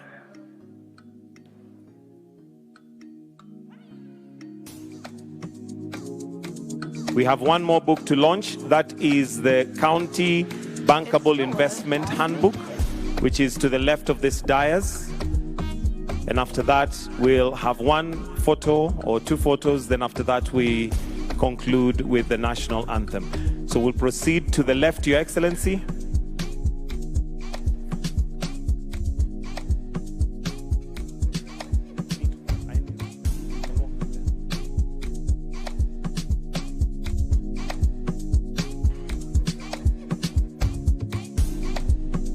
There you go, that unique signature. Your Excellency, with your permission, if we may go this way, to the other side of the stage, where we have the County Bankable Investment Handbook.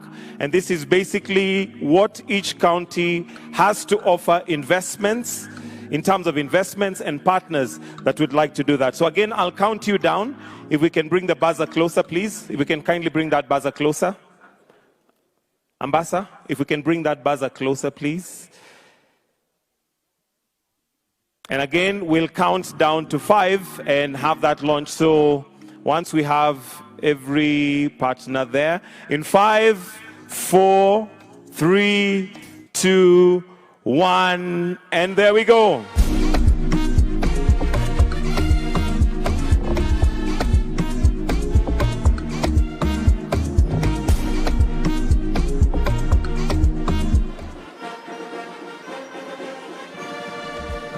And that right there is the County Bankable Investment Handbook, launched at the 10th Devolution Conference.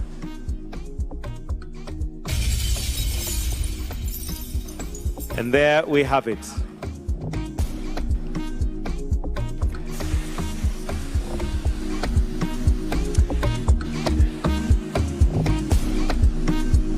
If I may now request that we have the governors kindly come and just arrange ourselves here. Would like to finish with a photo. If governors, we can quickly come on stage here. Governors, kindly if we come this way to the stage. We use these stairs just for the final photo before His Excellency may retreat after the national anthem. So if governors, we can kindly just come and arrange ourselves on these stairs so that we may take a photograph with His Excellency.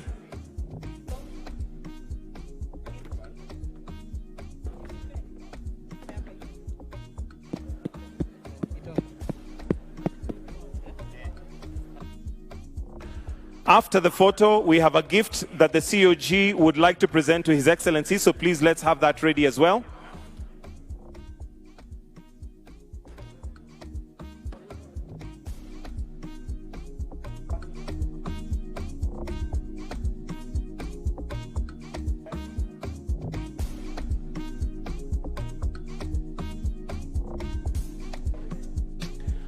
All right, so after the photo session, we have a gift that will be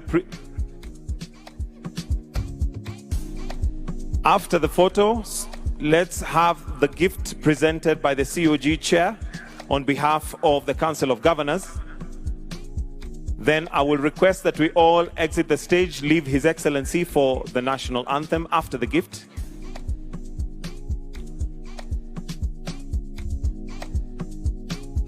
All right, thank you. Let's present the gifts.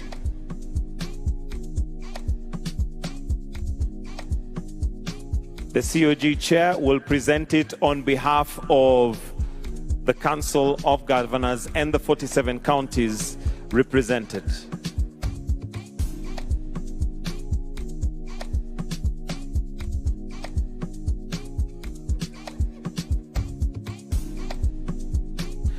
I'll then kindly request that we now all be upstanding for the national anthem as we wind up this bit, the national anthem.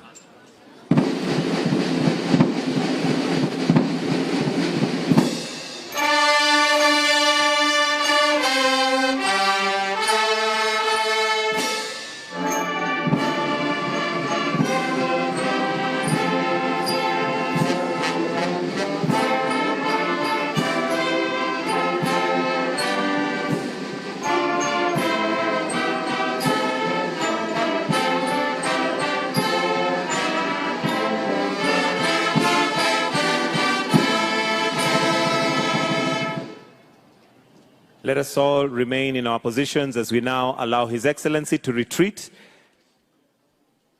Lunch will be served for VVIPs to the right. Your Excellency, thank you very much. His Excellency, the President, is heading over to lunch, and all the people who have the invitation cards will be able to join His Excellency, the President, at the VVIP tent. If you do not have an invitation card, kindly go to the left. If you do not have a VVIP card, please go to the left. We'll be having lunches served for all other delegates on the left of the stage. The President, the Cabinet Secretaries, Governors, Senators, and VVIPs will have lunch.